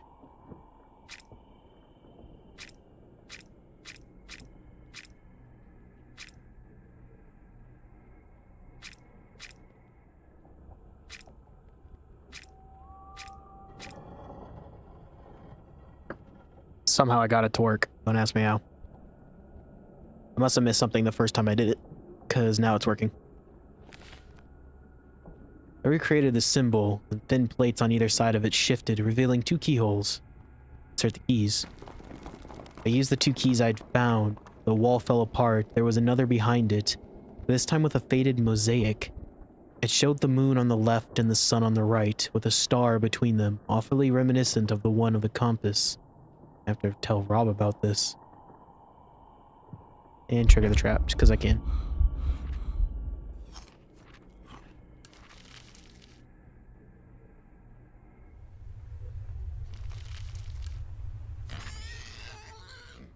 When I returned there, a wild boar lunged at me out of nowhere in the blue.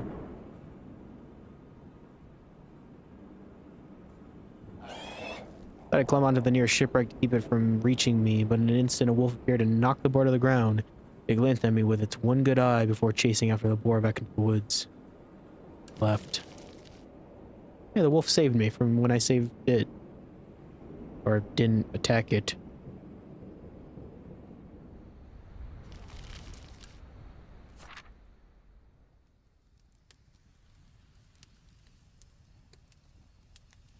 Discuss the mosaic found in the temple. Rob claimed it was the ultimate answer we were looking for. That actually leads me out of the forest once I tell him the details. There's no time to waste. But I have to make sure I don't forget anything important here before leaving. I postpone it. I mean, that's the end. That's an ending right there. Not do that quite yet.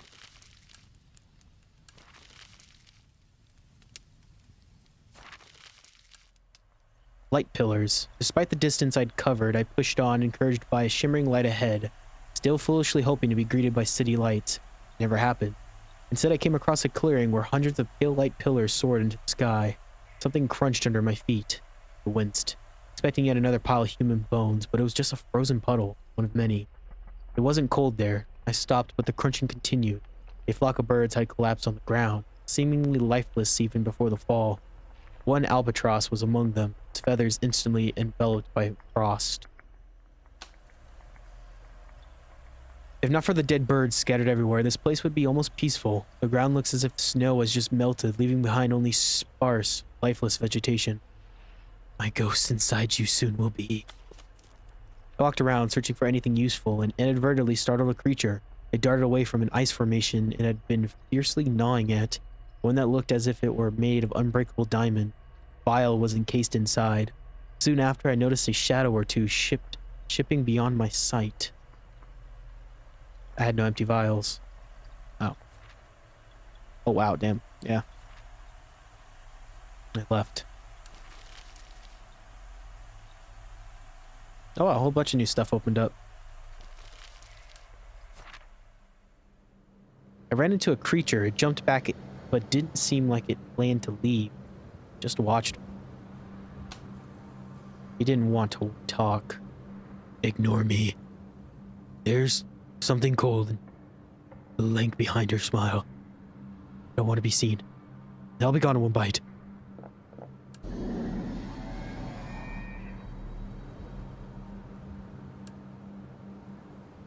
You'll be gone too. I took another photo anyway, and the thing hit me before it hastily leaving.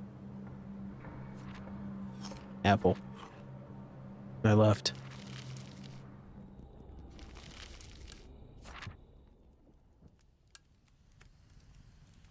I am falling, desperately reaching for a light pillar among the countless ones surrounding me. They are all intangible, yet burn my palms, stripping the skin away and dragging the muscle along. When I finally collapse onto my back, I am deafened by the sound of shattering glass, the latter being my bones. I face red light, red strings, red photo paper. Alright, so I saved because I wanted to see what's this first. And then hopefully I can come back to that. If not, it's going to be upsetting. Dead end. If I'm honest, I'd been through enough to be used to the ground vanishing under my feet. But this time, something was different. As I moved away from the place with the light pillars, I saw not only their glowing fade, but everything around me, even the sky disappearing. I turned around, some trees were still visible in the distance, their rustling barely audible. Where I stood, I heard nothing, made no sound. I pressed the shutter button. For a split second, I thought I saw faint outlines in front of me. Yet to my surprise, for once, the flash behaved as it was always supposed to, appearing and vanishing in an instant, so I couldn't be sure what they were. The photo didn't help. All it showed was darkness. It is easier to convince myself it's just a dream. No one will unfortunately remember for a long time, and this place just marks its end as my subconsciousness grows too tired to come up with more details of the forest surrounding. But still unable to wake up. Tired. Decided to leave. I couldn't risk venturing deeper into the darkness, so I decided to leave. And I think that's it. So we're going to start making our way all the way down, collecting everything that we have yet to collect.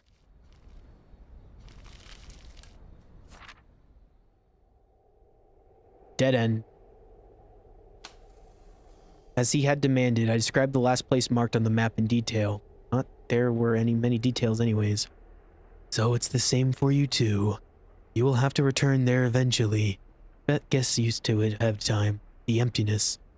I could still feel your reluctance when I warn you about your death. It's pointless. The wait is worse than what is to come afterward. Usually. No matter. He had come to me while you were gone. I asked him what the idea was. He said he'd come up with a plan, but it needed to be approved by Moth first. I get it. I have to find him just to listen to even more riddles, most probably. There's only one way to check if my plan is solid. You're already acquainted with the Moth, right? Find him. Ask him this. Is the one who consumed so many still able to distinguish between the whole of life and but a part of it behind the glass? I wouldn't expect the answer to be obvious, or given at all. Whatever he says, you must remember it.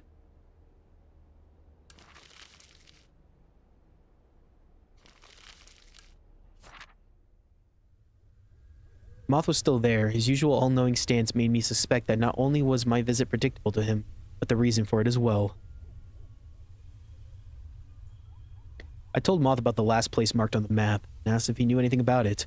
I also asked how he could talk about it, and everything else so casually. Nothing in this forest makes sense, but he's never seemed to worry about that. He avoided the question, and asked me the same thing instead. I said I adapt quickly, that I'd almost forgotten I even had a normal life before getting trapped in here. That, I realized now, was a terrible thing to say and shouldn't have. This place is definitely messing with my mind. The dead end you have reached is one of those things that are, by their nature, self-explanatory. In due course, its meaning shall become clear to you with little effort. Or are you so calm yourself? See, was your past so troubled that you cast it aside so easily? I quoted Slim's question, hoping the Moth would make some sense of it, because I couldn't. In return, he offered yet another vague riddle. I decided to follow his advice and wrote down what seemed to be place descriptions. Bonfires always rustle near. Steady waves abandoned miserably perished. Cerulean liquid in fractions flies. All I had to do was figure out which place he meant. You intend to play with the illusion of power, but dare you claim that your mind is not an illusion? Are you truly willing to heed the knowledgeable, savoring the truth greedily, letter by letter first, rather than by word? If so, it is to be found. Note it well. Where? Bonfire. Always rustles near. Steady waves abandoned miserably perished. Cruelly in liquid as fractions flies. Were you listening closely? Good luck then. I asked him to hint at the answer to his riddle. If you prefer to contemplate the whole picture instead of focusing on the details, you will lack even less time than I first thought. I asked him to hint the answer to his riddle again. But also my willingness to offer advice, for it falls on deaf ears such as yours. I asked him to hint at the answer to his riddle one more time. Take heed then. The sum of the initial ones serves as the names of the true ones. I told Slim how Moth had answered his question, nodded visibly annoyed, towering over me with his arms crossed. The Moth has already been here and insisted that I stay out of helping you with his little task. Even though it was originally my concern alone. He wants it that way, so be it. Not much of a choice. Just think with your head and take care of whatever he told you to do.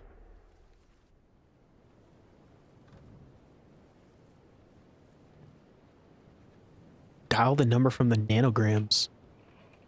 I dialed the number from the Nonogram puzzle. All I got was more eerie noise on the other end.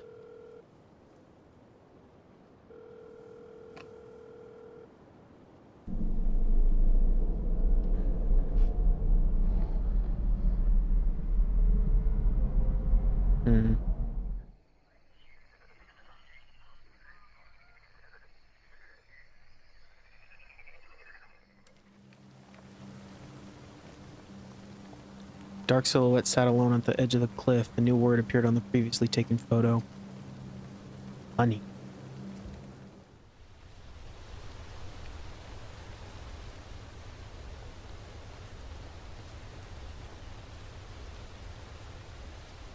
The sweetest honey. Moth finished the sentence for me. Not sure if this answer will satisfy Slim, but well. So you have unraveled it at long last. Indeed, that is a wonderful piece from which these words are derived. Despite being quite tragic for the two, do you remember the full quote? The sweetest honey is lonesome in its own deliciousness, and the taste confounds the appetite. This is my answer.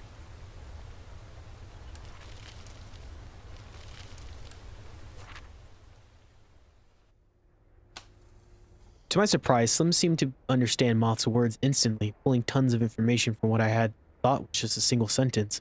He told me the plan was to use my spiritism and somehow put parts of my soul into the vials. It sounds dangerous, but since I can always lower my spiritism level without consequences, I guess it'll be alright. Still, I should ask him for the details. That's it. Seems like the little demon is an ignorant idiot capturing souls in vain. Won't be able to tell if only a part of fills the vial. Souls of those already dead can't be divided. The parts can be taken from you when your spiritism level is high enough. The resources of your soul are infinite, as long as your body holds even the smallest remnant of its former self. Because I have to pretend to be on LD's side from now on and complete the task he gives me. Slim also shared some empty vials with me.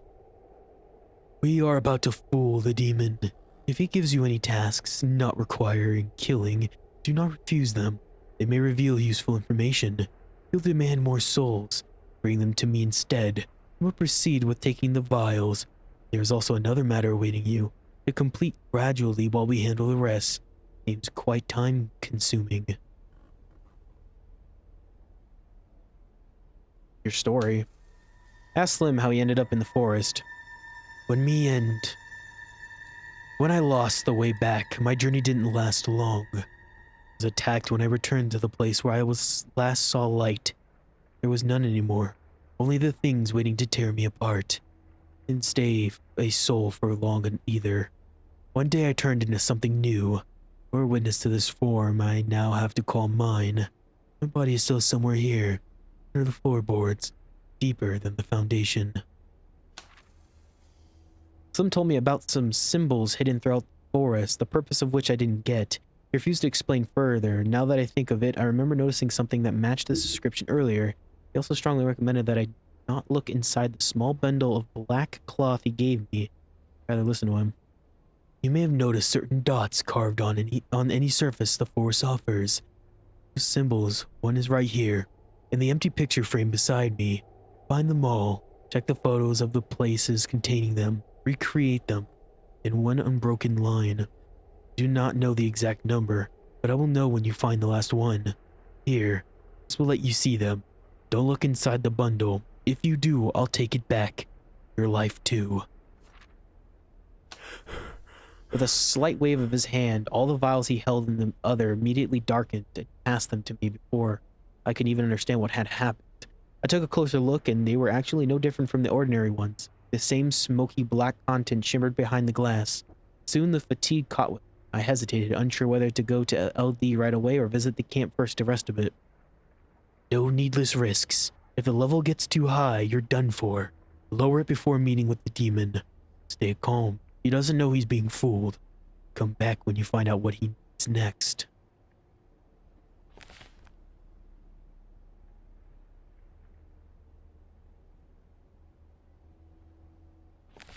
I'll come back to that.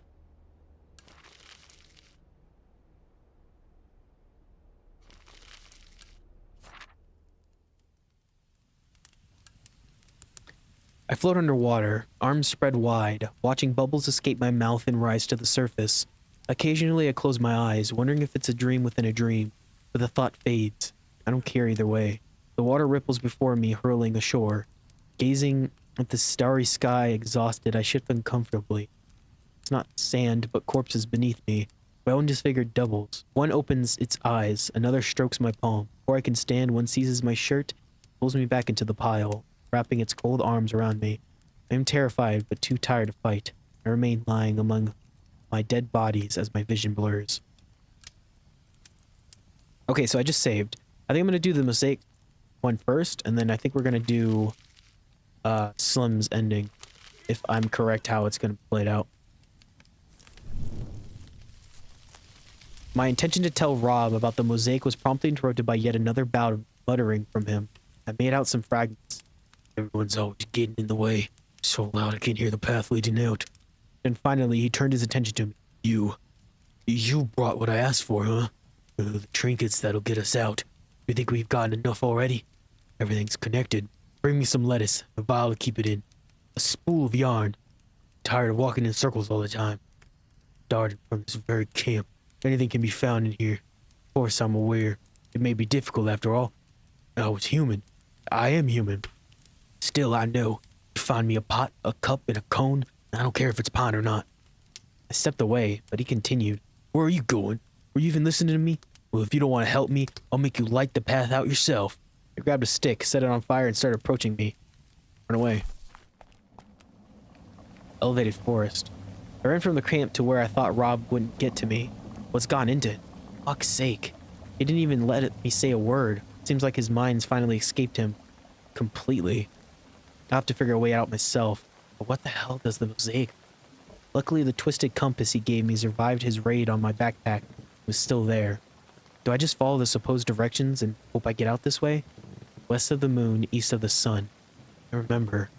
I also remember there's no damn sun near. Ever. It's always night. Nothing else to do. The moon is directly overhead. I catch glimpses of it between the tree cones. Using the compass, I'll head west relative to where I am now.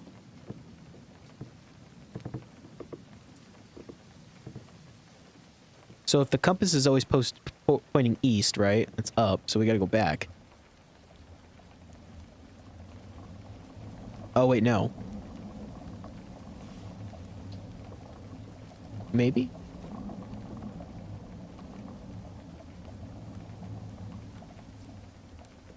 Wrong way, I have to focus.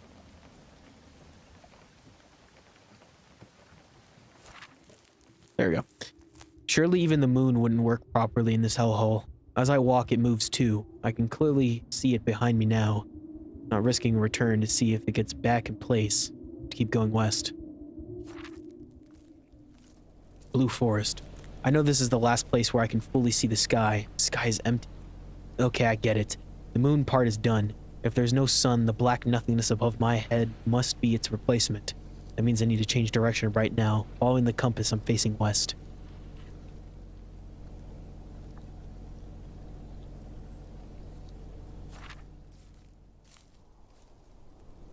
The moon actually turns exactly where it was. I have no choice but to keep going east while it's still possible. I can still go east, just have to sneak past Rob and the camp unnoticed somehow. I reached a clearing where it all started. Now what? Was my guess wrong? Without the actual sun, I did it all in vain?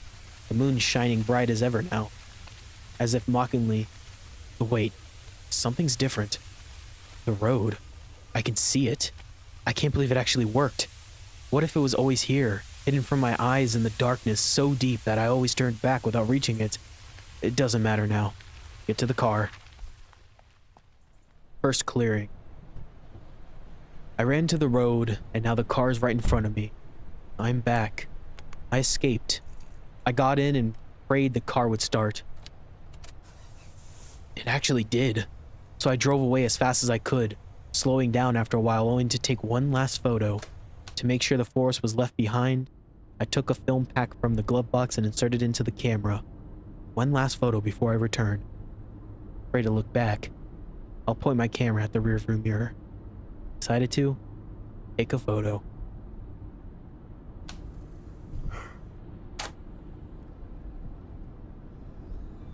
Have you found a way out of the forest yet?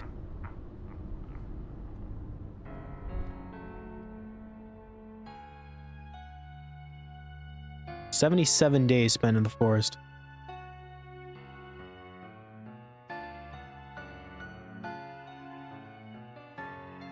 Oh, they put my... Oh, that's beautiful!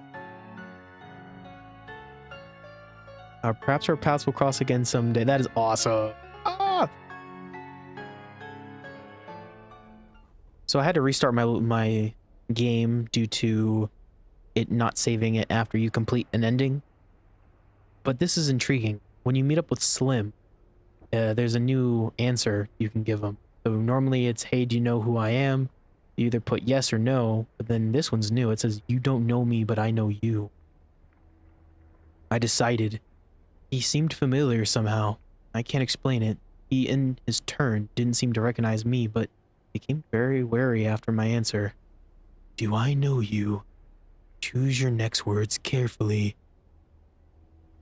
Say I would help him. He seems to have a particular interest in souls too. Well, since I decided to help him, to bring him the number LDN mentioned. You decided to do that just now. Not quick-witted, are you? Give me enough souls. Alright, so this took me forever, but I think I got it.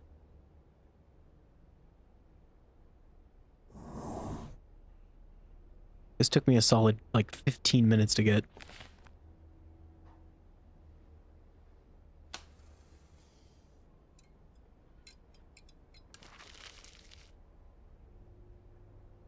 now we gotta go around the forest and try and find all the symbols. Alright, I think this is the next symbol.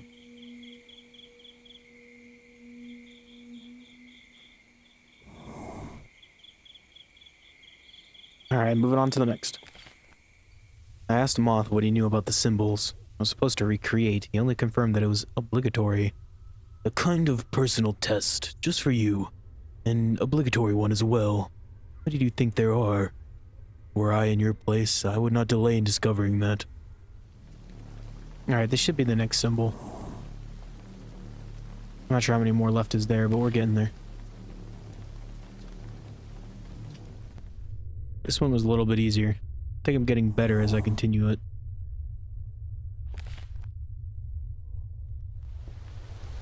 I think this is it. Oh my god. I kid you not, I've been sitting on that one for a while. When I got back to the house, I wasn't immediately greeted, like always, by Slim's piercing, expectant stare that demanded details of the completed tasks. He was turned away from the entrance. In contrast to his usual straight-backed appearance, he sat slouched in the middle of the room, bent over the glass pieces. He shuffled them slowly but confidently, as if trying to push them between the gaps in the floorboards. His movements screamed unspoken fatigue, or something else I wasn't aware of. Ask him what is wrong. I decided to ask him what was wrong. He stood up, towering above me, reluctantly handed me a film pack. I know it is the truth. Your past is as lost as you are. Forever.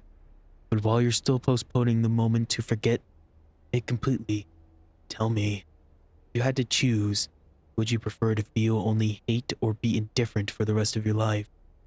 For the rest of everyone's lives? Let's say I'd choose indifference. Both of them often destroy those around you. Hate, above all, destroys you, while indifference is not much different from death. Death always means the end of suffering. Quite a vicious cycle, isn't it? Still, neither option would satisfy anyone. I believe humanity can change for the better. Would you want it to? Yeah. What a grand and intoxicating innocence. Hope like that dies first. What's the use? Well, it doesn't matter. Not anymore. I digress. Why are you here?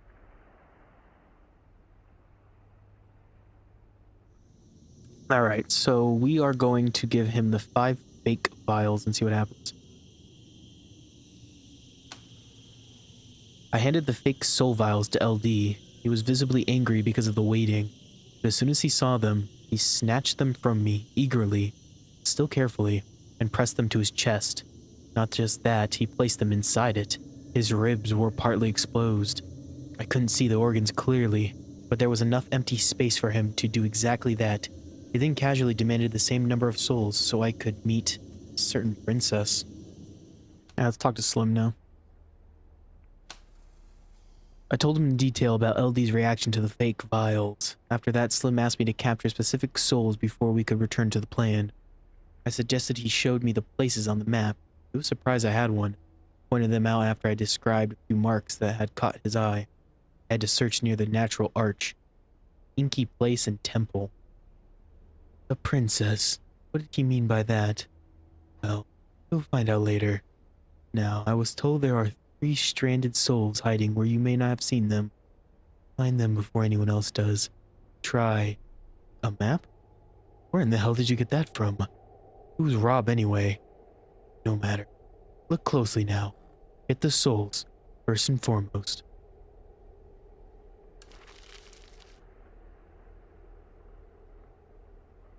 So is it me or is Rob the bad guy? I think that's what that true ending was, is that Rob was actually the fictionless enemy that no one knew about. I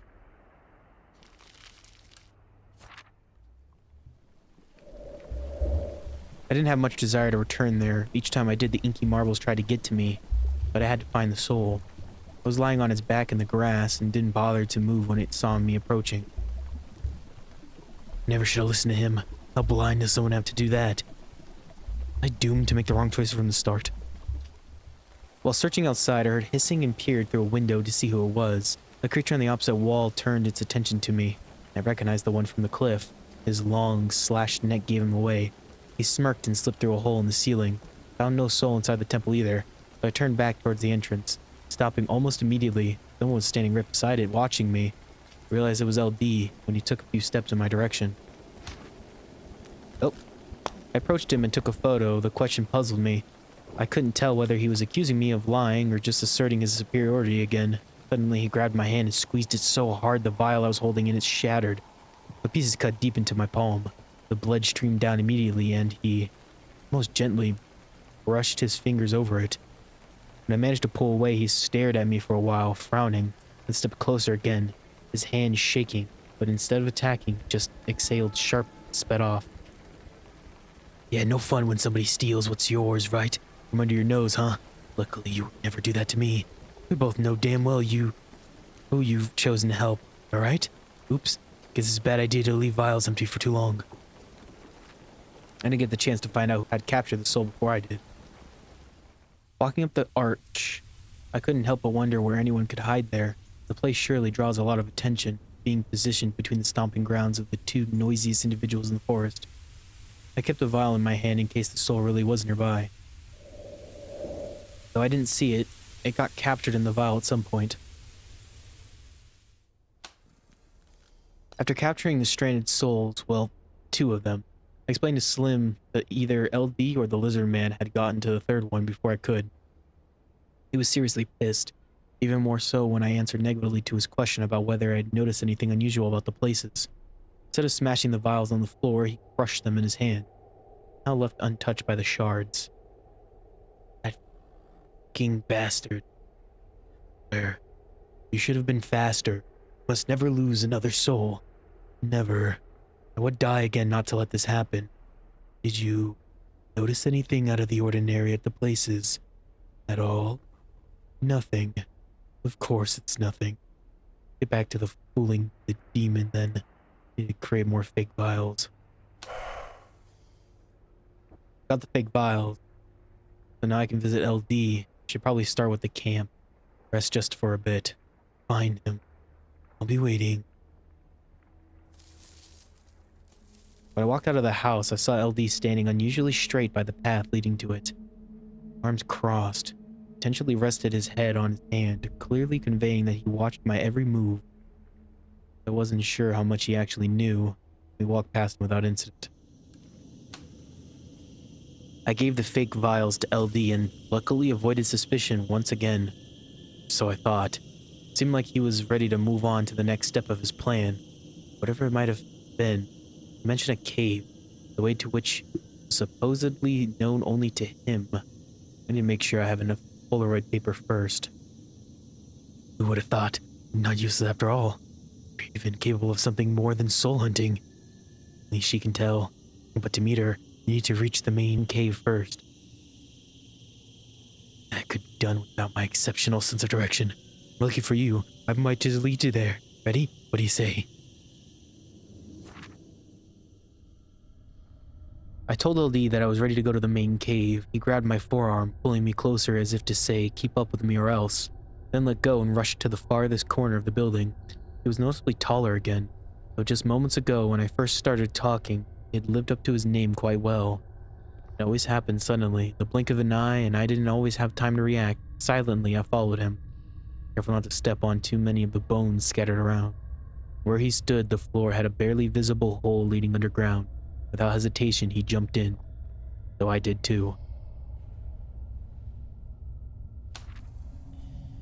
I asked him where we were going. He only mocked me and gave no detailed answer. I couldn't see much, but I was sure we were in some catacombs. At the very least, when we reached a much more spacious area, LD ran ahead, presumably to notify the other one of our visit. I stopped to take a photo from a distance first. The sound of his footsteps was so faint that I didn't know where to point the camera, but I hoped I'd capture something at least. Where are we going exactly? Straight ahead. Oh. You have to be kidding me. What is that? The thing is huge, easily the size of a high-rise, fused into the cave wall, a fat, bulky mass of blackness and 1,000 glowing eyes. The hell did my camera flash manage to illuminate all of that? He has 6 fingers, but the extra ones beyond the pinky end is a single joint. I'm gonna have a welcome. She's already demanding more souls. The acoustics here amplify every sound, so I'm sure she'll hear me if I speak. LD pulled the vials out of his chest and threw them right at her with notable accuracy. They sank into her skin before finally shattering. Another desperate to escape survived this long to meet and here now. Bring more souls, meager pieces you feed me. Don't I deserve round numbers? Give her an apple. I took an apple from my backpack and tossed it on the ground near Fat, except everything at that place was near her. Assumed she might want to try a food source other than souls. Didn't happen. LD seemed pretty amused though. Ugh, get lost, you rat.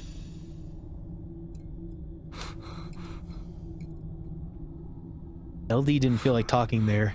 You want to have a bad time? It's no place for running your mouth. Talk when we're back.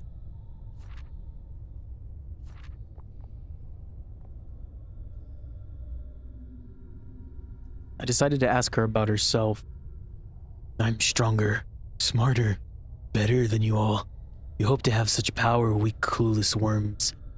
Serve me. I asked if she knew how to escape the forest.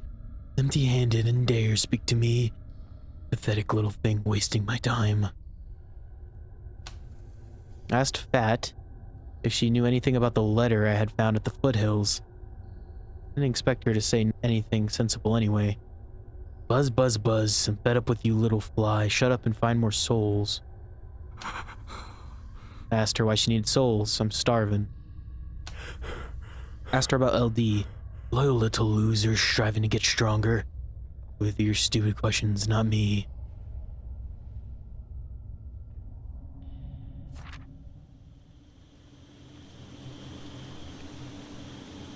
I decided I'd seen enough and asked LD to lead me outside. The way back was even more difficult, as I had to climb up the damp soil, doing my best not to slip and fall again. While LD stayed ahead, constantly hurrying me, but never offering to help. Yeah, by my tongue. Once we were back on the surface, his expression changed fast. He slouched, tapped his wrist, and gestured to the shape of a soul vial with his hands. As if to hint we both had better things to do. I thought the same, though I could ask him more about that or any other task he might have had for me. Oh look, we got her on the picture now.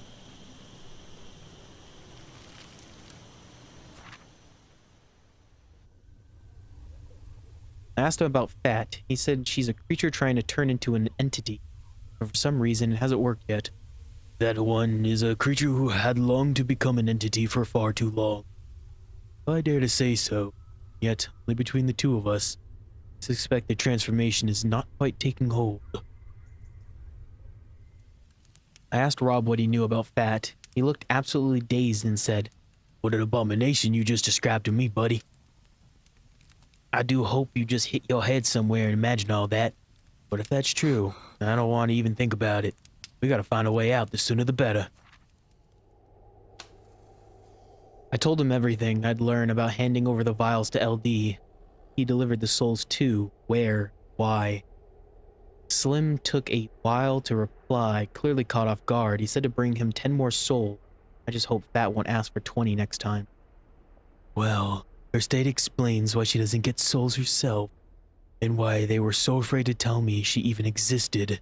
What you described is the result of soul absorption. Bold of the demon to assume if I didn't help him, she would. It seems she knows even less about souls than he does. Round numbers, right? Guess 10 should be enough. No easy task, I know. Get over it. We'll get to my end of the bargain soon. Matter their next move. Soul absorption. I asked him about soul absorption, and if he could do that too, like that. It's the easy way to gain power, yes, I can do that. But I'm not quite the type to. Souls freed in this manner are condemned to serve as an augmentation to the host's body, can't transform themselves for an indefinite, often infinite period of time. Did you consider the size of that thing? doubt he avoided the same fate as the other souls. Mine. I brought him 10 soul vials and said I was ready for whatever I had to do next. Slim hesitated for a moment, thoroughly examining my face with his unblinking gaze. I repeated that I was ready. He reluctantly waved his hand again. This time the process wasn't as tiresome. So I took the fake vials from him and was determined to finally get it over with. To make sure I have enough Polaroid paper. Go now.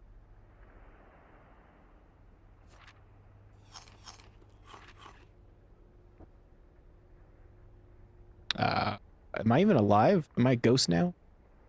Because my health is gone and my spiritism is maxed. But somehow, some way, I'm still alive.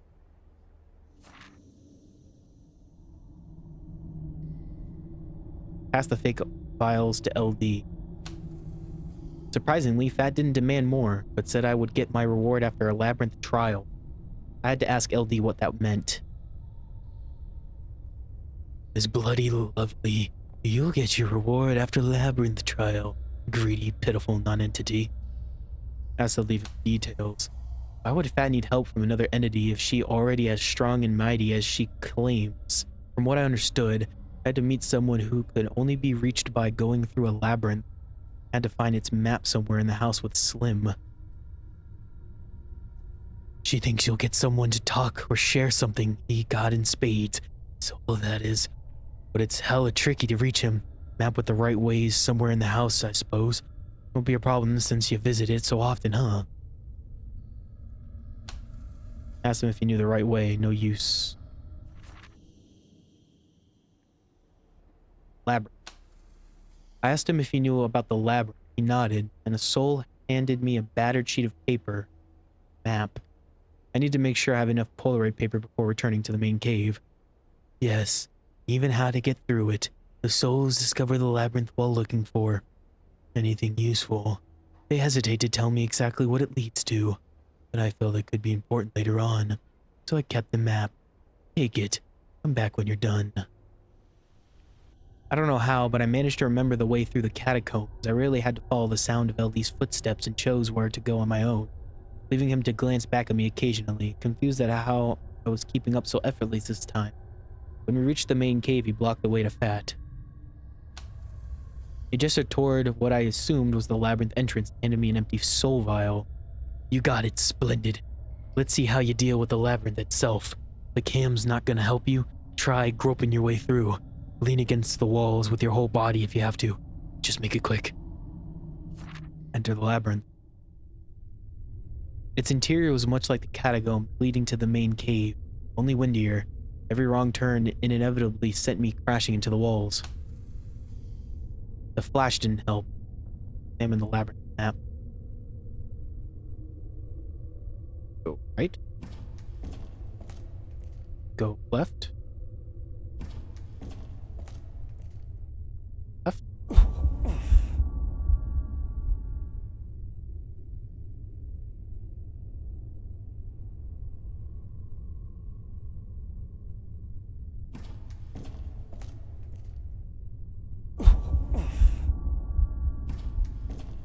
I think I'm right here. Oh.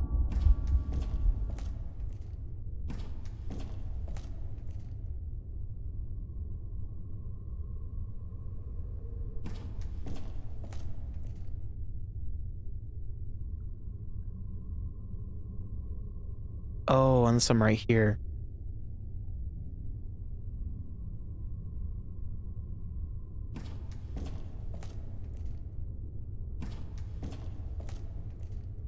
Okay, I don't know how I did that, but I did it. I found myself in a place resembling the main cave. It was ceilingless and dimly lit by moonlight. An enormous rocky structure stood in the middle of it, its features barely distinguishable. Now, I'd better take a photo to see where the one I am to speak with is hiding. I should have guessed. It's yet another being. It somewhat resembles Fat, except it isn't fat and doesn't seem able to move at all. It's even larger, too. Has 6 fingers and a whole line of eyes forming an incomplete circle on its turned-away face. Its legs are fused with the ground. How a place like this could be hidden here is beyond my comprehension. Now that I think about it, perhaps it's too large to fit within the frame of my camera. Even closer to its owner than I was to the Fat when I took her photo. Is he the one I'm supposed to get to talk? I decided to look around. It took some time. There was nothing worthy of my attention, so in the end I had to approach the entity. The strings of blackness hanging from his face and body kept me from getting closer. I was sure they'd also burn if touched. On my way back, I noticed carved dots in the space between his thumb and index finger. Never thought I'd find a symbol in such a spot. I could try to recreate it before leaving, though it was without a doubt the biggest I'd seen so far. Oh, fuck. Alright, here we go. Surprising this one actually got done faster. Alright, moving on.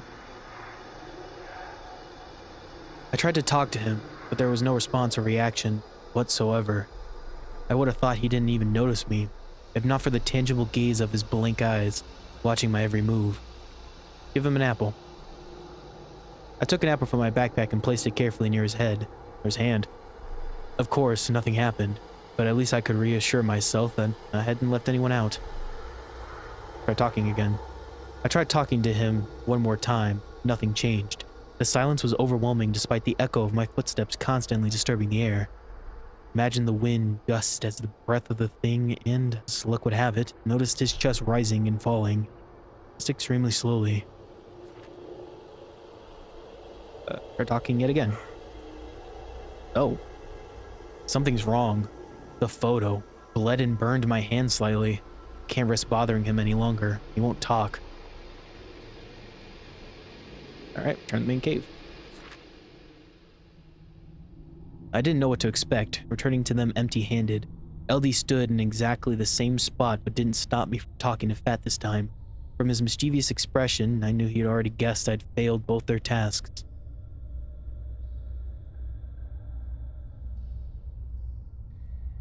Ask LD about the one in the hidden cave first. I asked LD about the one in the hidden cave. Bella is experiencing internal bliss, don't you think? I want him to wake up from it. For his own sake, of course. And I doubt he'd be interested in sharing with us pawns either. We couldn't get it to him. I told Fat I couldn't capture any souls in the hidden cave, nor get the one there to talk. She was furious. The ground, well, the whole cavern, even the air, shook with her clumsy attempts to move her arms closer to me. She told LD to get me for her. Doubted he'd disobey the order. Useless, pathetic piece of human scum. You will serve me well after you die. Off with his head. Try to reason with LD. I might die here. I tried to reason with LD, but it was no use. In one swift jump, he closed the distance between us and raised his arms to strike. I held my breath, bracing for his impact, but his claws only brushed against my shirt. They were too dull to even scratch it. Neither of us understood what had just happened. After another failed attack, he put his hands around my neck and tried to squeeze, failing again. Oh, shut up, will you? It's too late for that now. You done fucked up. You know, I died foolishly, but you'll die a fool. The hell? But how? I backed away hastily, glancing at Fat with a question in his eyes. I stepped back too, slowly, hoping he wouldn't notice my miserable attempt to run away while he was distracted. But of course he did. I rushed to the surface anyway. He didn't follow. I left. Invulnerability. I told Moth how LD attacked me in the main cave, but somehow it didn't hurt me at all. Then I asked him if he could explain how that was possible. He didn't. Well, I could, but I will not. Certainly. I am not responsible for explaining something that was not my doing. It is someone else to whom you might wish to express your gratitude. Now, would you kindly... Hidden cave. I asked him about the hidden cave and the one inside it. He called him filled. Said his transformation into an entity had been complete. Not as it was meant to. Fulfilled. You see, he was more fortunate than the others beasts in this cave. It's still not fortunate enough to endure his new, exalted form. Power is a thing worth seeking, so long as one does not let it destroy one in the end. Talk to Slim. Vulnerability. I told Slim that what happened in the main cave, he was surprised that Fat had decided to get rid of me then. but not so much by the fact that I wasn't hurt. I asked if he had known they'd try to kill me after I gave them the vials. Well, yes, but actually no, not exactly. I suspected as much given their tendencies, but not that it would happen so soon. Stop worrying. No one and nothing can hurt you anymore. That's been taken care of. Have you recreated all the symbols yet? You must. Hidden cave. I told him about the hidden cave and the one inside it. I swear my stunned reaction to his suggestion almost made him chuckle, but he quickly regained his composure. That is surely something. It's a pity I can't see it with my own eyes yet. Such a being must hold a wealth of knowledge. But would he be willing to share it if he could? Might be a great help if we woke him from his slumber, no? I'm only joking. One enormous problem currently plaguing the forest is more than enough. Symbols recreated. Since I had finally recreated all the symbols I could find, I told Slim about it, eager to hear what would come next. He said only one last step was left. I have to take care of any unfinished business before we proceeded. Good. Only the last step is left. I'd suggest you do anything you think is important before moving on to it, because once you do, there is no turning back. Alright, here we go. Discuss the last step. He gave me a set of cards saying I had to burn them at 10 specific locations, starting with the camp. Return. Return where? The outside of the forest? That's always been impossible. Why is he saying goodbye now? I have to go fast. The symbols you recreated appeared on 6 of these cards. The other 4 contain ones found by someone else. Burn any one of them at each of the next places. Your return won't take long. But promise to keep. Even if you don't fully deserve it. Nice knowing this version of you. Oh, that doesn't sound good. Decided to light a candle. I suddenly walked up to the fire and lit a candle, something to burn the cards with later on. Rob looked as unbothered as usual. He waited a moment before saying, "Going some way? What's with that focused look on your face? Found a way out of the forest, you'll tell me, right?" Didn't answer at that point. Just wasting my time. He let out a barely audible chuckle. Back to poking the logs with a stick. Burn a card. I threw the first card into the flames. It instantly disappeared. Go to the next place. I don't think Thad even noticed me when I slipped into the lab. LD was nowhere to be seen either. I hesitated to approach the sleeping one, afraid that burning a card might somehow wake him. And that'd be the end of the story. Not that he was really sleeping at all. Card. I burned another card. Nothing happened. Burnt card. When I burned another card, the flame reflected in the eyes of every snake corpse on the ground. Almost halfway there, the candle's still burning. Another card's gone. I don't feel tired despite all that distance covered in one go. Burn a card. I thought I heard rustling under the flowers, but before I could figure out what it was, it stopped. Card. After I burned another card, I caught a vague, fast movement far ahead. Not exactly my favorite place to be. I looked around to make sure no one was following me anymore. The surroundings were awfully peaceful. I burned a card hastily. It was here, the damn thing. I couldn't catch up to it. It waved its gray fluffy tail at me and brushed further ahead. Why is it going the same way I am? I burned a card. Just 2 more cards left. One more. There's no more darkness. No void. I can see the road in the distance. Rush toward it. I dropped both the last card and the candle, which stopped burning only after that. It is the road. I'm back. The car is right here. After I got trapped in it, never even saw the forest's edge. I'm outside it. So it just can't be a lie. It escaped. In front of me sits a gray cat with vibrant brown eyes waiting patiently for me to pay attention to it. On the ground there's a film pack. Polaroids are so strongly associated with the forest now that I never want to pick up a camera again. I'm afraid to look back too, afraid that if I do, the void will return. The road will disappear again. I'll be trapped again. Forest. What's happened to it? I don't care. Come what may, I take the damn photo and beam the last one. Take a photo. It's a kitty cat.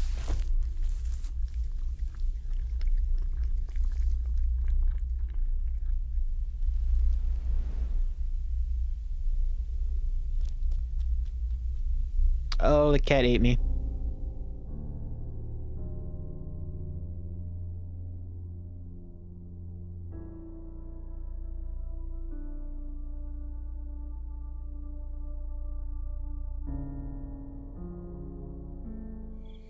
Okay, so I think the letter finally popped up. All those failed traps have made me paranoid about stepping into any others that might also be present and still working around the forest. So I stared at the ground, crouched to examine the trails. After I took a photo, I noticed a battered paper sheet covered in sand under my feet, saying, "I like digging holes and hiding things inside them. When I grow all the hope, I won't forget to find them." A few pits among the trails had tiny wildflower places, and one of them was covered by an uncanny needles. Okay, so this is the letter. The letter said, "It seems the letter has found its addressee at last. Well done. Patience is bitter, but its fruit is sweet. You will, I imagine, be willing to accept a small reward as but one of the many consequences of your actions." Under the letter, I discovered some glass vials and photo paper. It was unexpected, to say the least, but I had no time to be surprised. Okay. Interesting. Alright, so we're back at the swamp. Go ahead and cut someone's eye out. I grabbed a creature from the viscous water it had almost merged with. Before I could bring the knife to its face, it tried to snatch it away, drawing the other's attention with all the struggling. I tried to stab it in the neck, but its unnaturally tough skin was impossible to pierce. Mine wasn't nearly as durable, and I had to retreat before I ended up with more wounds than I already had. The other creatures didn't suffer a scratch either when I slashed at them in defense. Fucking LD. He has some explaining to do. I left.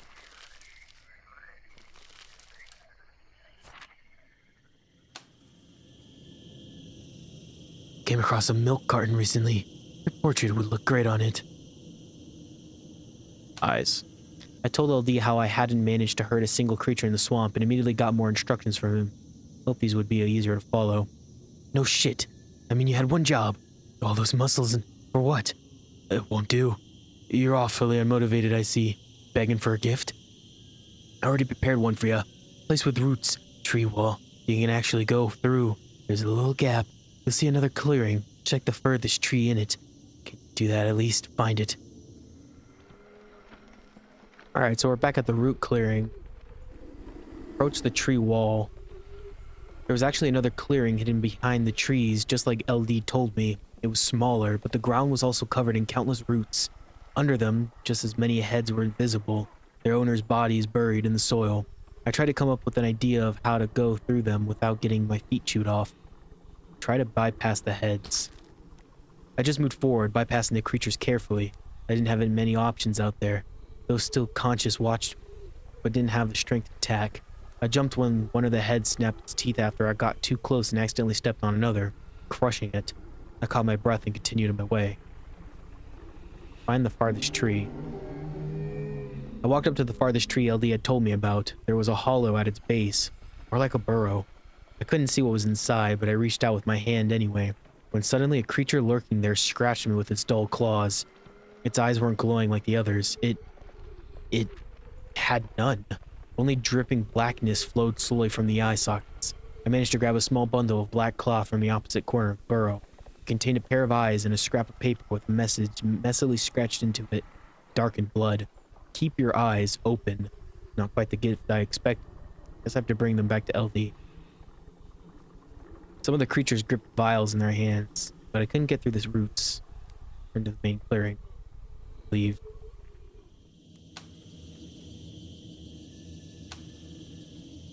And he wants me to keep them? For God's sake, does he not know how eyes work?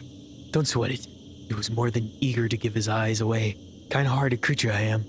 Let you keep them. What if you see something interesting while they're with ya? I'm damn well looking forward to it, you hear me? Or whatever the fuck you're doing with the Y words. Just remember him, and let's move on. Your story. I asked LD how he ended up in the forest. Listen, you ask an awful lot of questions. You ain't gotta bring my old self back doing that. I thought life was hard, but that's not a fucking bit easier. So move your ass and Help me out here, okay? Broken horn. I gathered the courage to ask him why one of his horns was broken. You know, it's rude to ask such things, or no one ever taught you manners. How that happened is none of your damn business. Must say, it was hella painful. Coward. I asked him about the creatures this forest, and I already read that one. Height change. I finally decided to ask him why he kept changing his height so unpredictably. 'Cause I can. What, are you scared? Wish you could do that too? Well, I wish I had more souls. Now I have time to explore every place in the forest and note where other creatures can be found. I don't understand why he won't do it himself. Where does he get all those souls from, if such a huge area is left to be alone? I'm exhausted just thinking about it. Can't wait, huh? Now we're talking. Say, how much have you seen in the forest? You should probably know where to find more creatures too, okay? Convinced to share some souls with me, or their own good. Of course, in case I miss some, so... Discuss the creature's hideout. Name the... misdirect and postpone him. Name the exact location?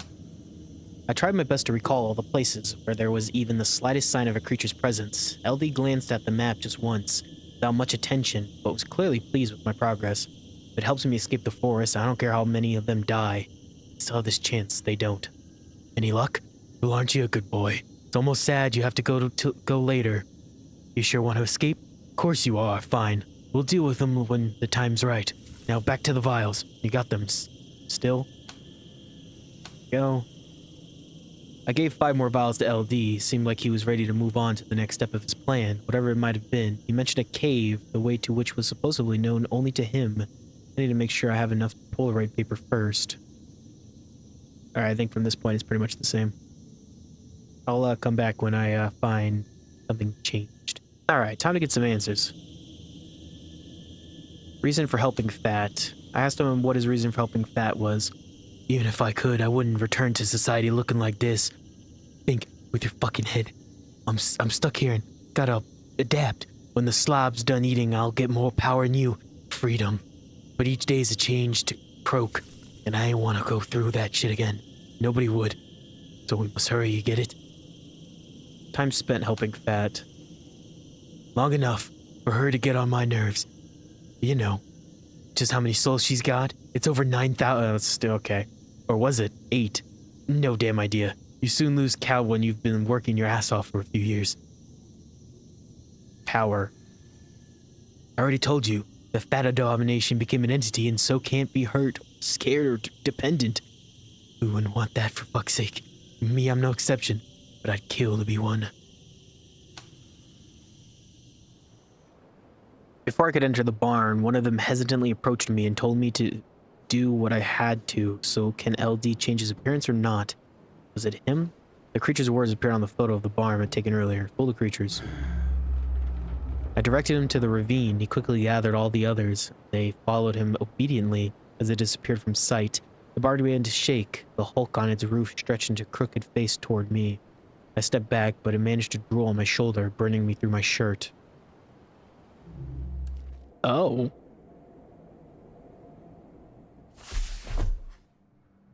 When I passed by the cliff, I noticed a red palm print in the photo of it. I hadn't been there before, and I couldn't wipe it off. The rocky structure in front of me had some too, but they were smudged and mixed with claw marks. The sight made my head spin. I fell onto my back. Suddenly, as exhausted as if I had run for too long, I saw no cliff. Countless vague shapes chaotically interlaced in front of me. Only occasional flashes of light in the distance were bright enough to see clearly. Just as quickly, they disappeared behind a hunched silhouette that was already crushing my chest with its weight.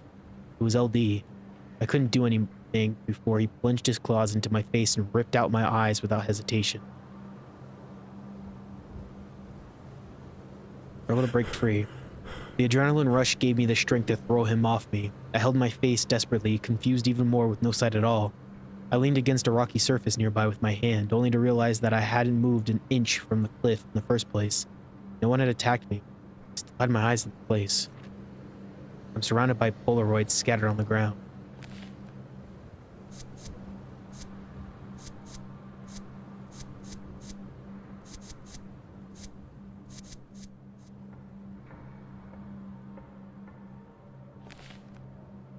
A spiral.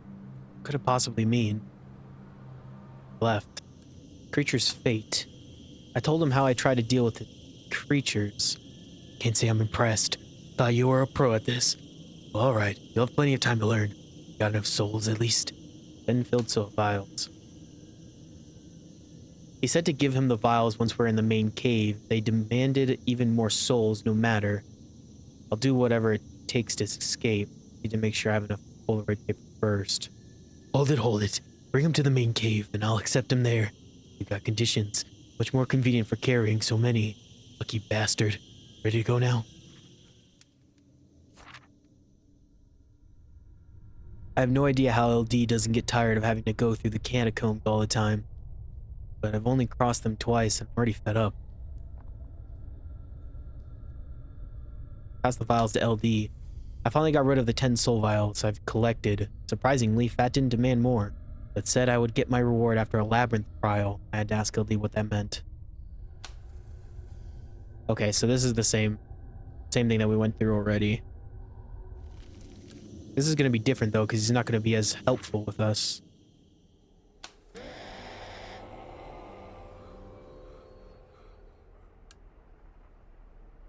I sneaked into the house as quietly as I could, but Slim noticed me instantly. I think I'll be getting any information out of him. Better head back to LD. After stopping by the camp first, he even managed to reach it in the state. When we reached the main cave, LD blocked the way to Fat. Talked to LD. He gestured toward what I assumed was the labyrinth entrance. Okay, we already did all this. We already know how to get through all this one. Oh, it's different though, the background. Oh, nope, wrong. Go right. Go left.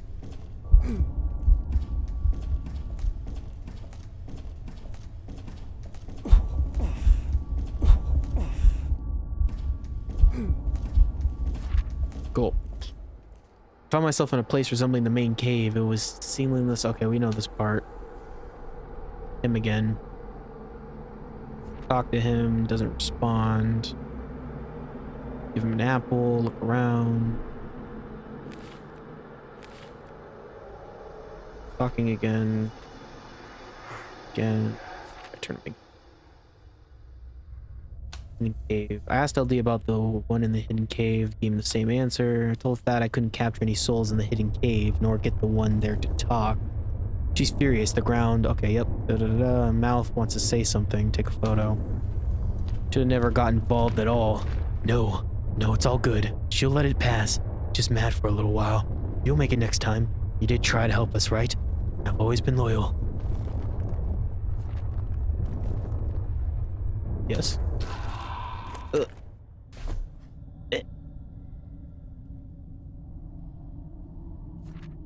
I have no apples either. LD closed the distance between us in one swift jump. Pierced me with his claws and pushed me to the ground. I have no strength left to stand. Losing blood fast. It's getting harder to move at all. Bastard, he's holding my hand so I can write this down. My last words for the last time. I'll consider it. Nothing to say, except I do. Fuck you, little demon. Close my eyes.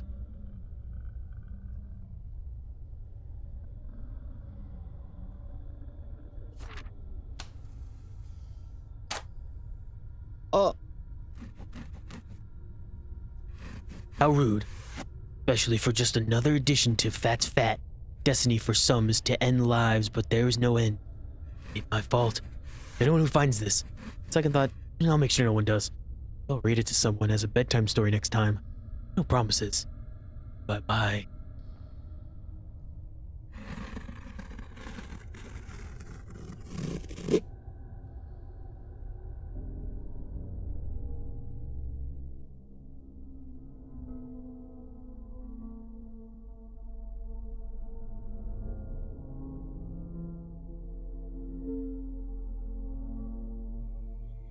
Should be the ending. Oh. Everything is the same, but I have changed. I would gladly deny it, but not now, not anymore. Something deep inside me keeps struggling to grasp the reason. Perhaps it will always be this way, no matter what becomes of me. I'm neither happy nor sad at this thought. I don't want to know whether it's what will keep me going or bring more regret as time passes. It surprises me that I still have my journal. The thing I cherished most, my camera of course, is somehow no longer with me. Gone, along with all the other Polaroids. My backpack and its contents, the map, even the folded paper sheet where I kept the especially annoying puzzles. I could see the surroundings clearly. They are illuminated by the flash from those photos I had taken. This was told what my first task is. I have to walk until the end. Kept walking. As usual, I found Rob sitting by the fire when I got back to camp. He stood up reluctantly to greet me.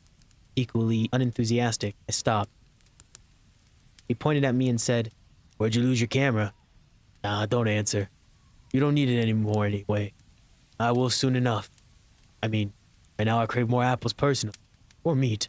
Or stories. Ready for some new tasks?" Remember, that's it. You should have accepted the fact long ago. After one enters the forest, one is doomed. It will bleed you out and throw you to the crowd. Even though I focused on finding a way out the moment I realized I was lost, my attempts were never meant to succeed. I was too late by then. There was no reason to search for a trail to lead me back to, or to create. The fighting has stopped, but I'm still lost because I have been fighting my whole life and wasted all the time in hopes of getting it right. Listening to others this once proved useful.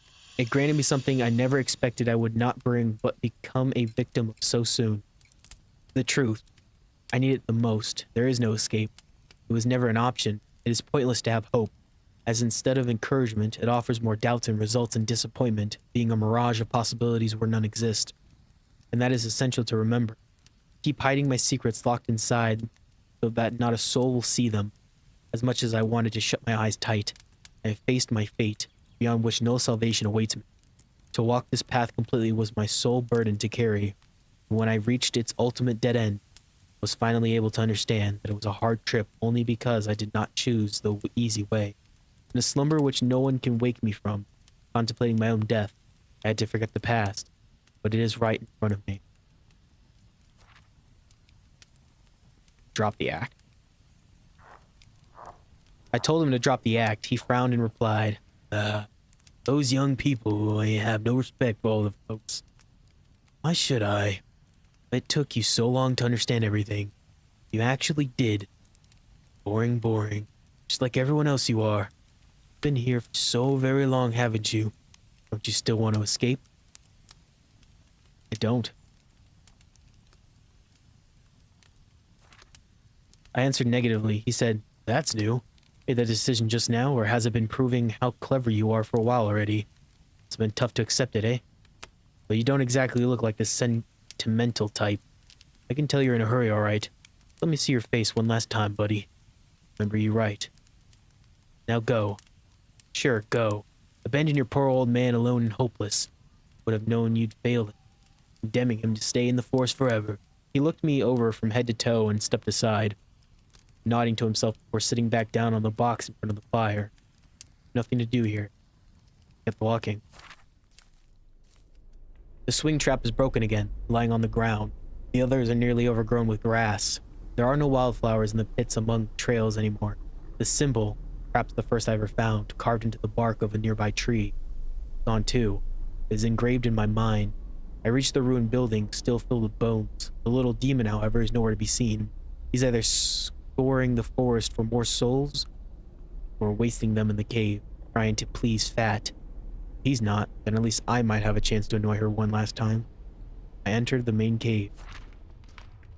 Once inside the cave, I saw that LD was there after all. More than that, I heard him, his voice, and Fat's too. Both equally furious, distorted, and loud. His was raspy and sharp. Hers, more like a low, unending gurgle that seemed to swallow the air around it. I hid behind the nearest ledge. I eavesdropped on their conversation. It took me a while to make out what they were saying from all the noise. She said something like, "How many times to repeat it? I'll tell you, fool. I never intended to." And he screamed back, The fuck you mean you won't? How many times? I brought you so many fucking souls. I lost count years ago. I'm pretty sure the number was reached an infinite number of times. Least you could do is keep your damn word." She only rumbled, "I don't owe you shit." Those were her last words before LD lunged at her, growling. He climbed higher with nimble jumps that shook the whole cave, because, later noticed, he was also digging his claws into her skin so quickly that they tore chunks off. They were falling to the ground, melting and spreading across it. He kept watching. Fat couldn't catch him, too small and fast compared to her, so she just yelled at him to stop. Countless souls she absorbed scattered in different directions once the blackness restraining them dissipated. LD barked, "What's this? An entity you said? Higher being already? Why can't you do shit about me then, huh?" On the wall, her body had been fused too. There was now only her disfiguring, oozing head. It somehow caused it to peel off and fall down as well. LD continued, "See, now how many you've lost? How? How did you use them? Why not tell me? Do I not have enough place for them among my ribs?" He pulled a scrawny, flat silhouette of a creature out of the remnants, barely his size, threw it to the ground and paused just to say, "I'm talking to you. Last chance." I kept watching. That, her voice and entire appearance now completely unrecognizable, hastily replied, "Obedient morons.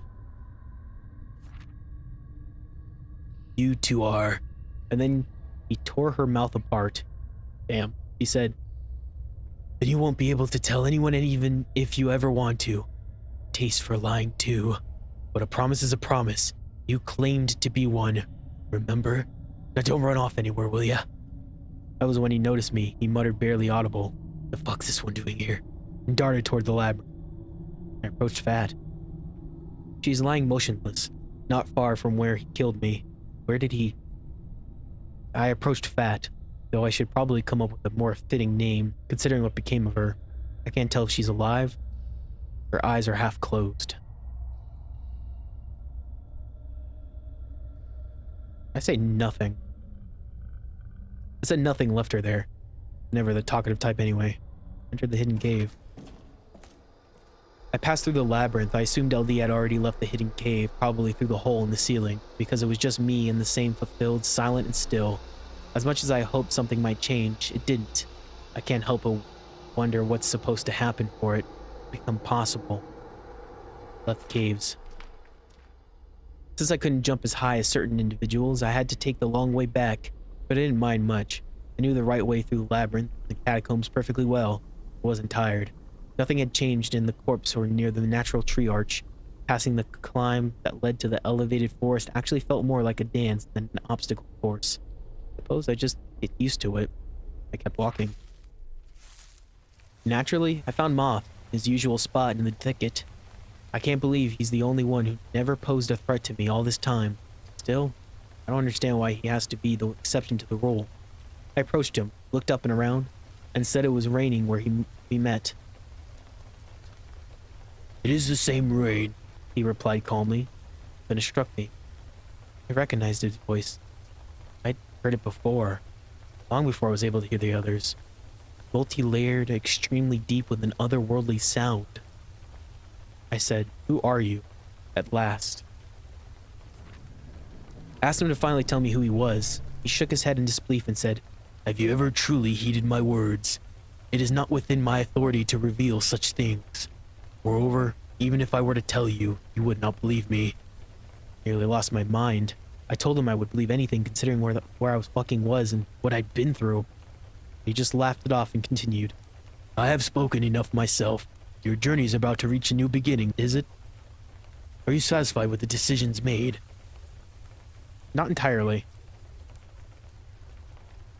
I said I was satisfied only with some of them. Moth replied, "Ah, it is so by regret or prudence. You know, there are right or wrong choices. The choice is made, and the results that simply exist after. Morality itself is quite unstable. One either walks a path deemed righteous by personal belief or follows the twisted ways of a collective mind. Fate forced you to betray yourself, whether you strive to change it or not. It is often cruel, like the truth you so strenuously denied until the end." I kept listening. He continued, "After all, like everyone else, you clung but to one stubborn hope, to escape. Do you understand it now? Your choices, though difficult, were always the right ones, for they led you here. Being a wandering soul is not the most pleasant of states. I must bid you farewell. Who knows, perhaps our paths will cross again. Someday." He bowed. and slowly walked away. Felt like I'd lost my only chance of ever getting any answers. I kept walking. I kept passing the old boring places. There were no snakes in the snake mound, only their shed skin. Around the fallen tree, the grass parted and no longer reacts to me. The melody ringing from the woods ahead is different, but still feels familiar. It's sad, though I don't quite remember why. The invisible trees in the hollow have either disappeared or I finally learned how to avoid them. Reached the house. I reached the house. I was sure I'd find Slim inside, but it's empty. I checked every room, both floors. He's not here. No soul around either. Who could he possibly be? Couldn't he at least wait for me before what? Don't matter. I have to keep moving. I'll find out later if he somehow left the house. He's dead. Falling apart. Left the house. I know I'm being followed. Kept walking. But I'm not afraid anymore. The surroundings didn't escape me where they usually should have. Out of the blue, an albatross flew past and clipped me with its wing, causing me to accidentally knock a few glowing mushrooms off a tree trunk. I picked some more deliberately this time. They kept glowing. The inky liquid further ahead didn't react to me either. That really pisses me off. Does the forest think I won't notice how obviously it's ignoring me now? Now that I know I'm stuck in here, probably forever? I kept walking. A bright rift appeared in the sky above the lake, which has now become a river shrouded in fog. The place is teeming with souls. Quite similar. Both they and I are everywhere. They're still blabbing. Their indistinct chatter, the same whining as before. I think I heard my own voice screaming somewhere nearby. The sound died away the moment I noticed it. Give me a break. I saw the wolf with one blind eye. His fear was faded. He only watched me intently until I left. I kept walking. Near the temple, I saw Slim's familiar silhouette approaching it from the other side.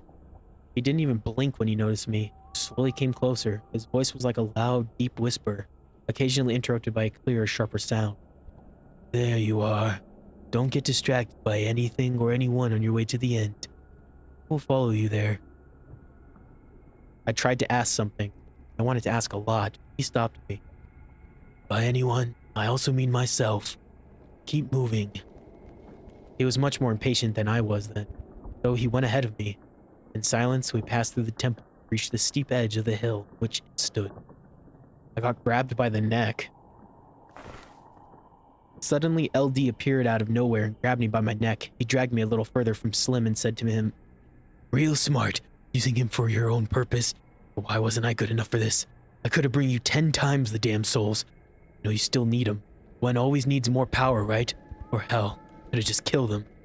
He was talking about me. His grasp was tight. I couldn't move. I looked at Slim. Slim approached us, seemingly unimpressed by LD's attempt to convince him. He easily pulled me away by the shoulder, and LD's neck, the one being grabbed. Slim lifted him off the ground and said, Kill him. You're quite late to the party. LD looked bewildered. Not for long. He stopped struggling and groaned. You know what? Go ahead. Maybe the next time will be more fortunate for me.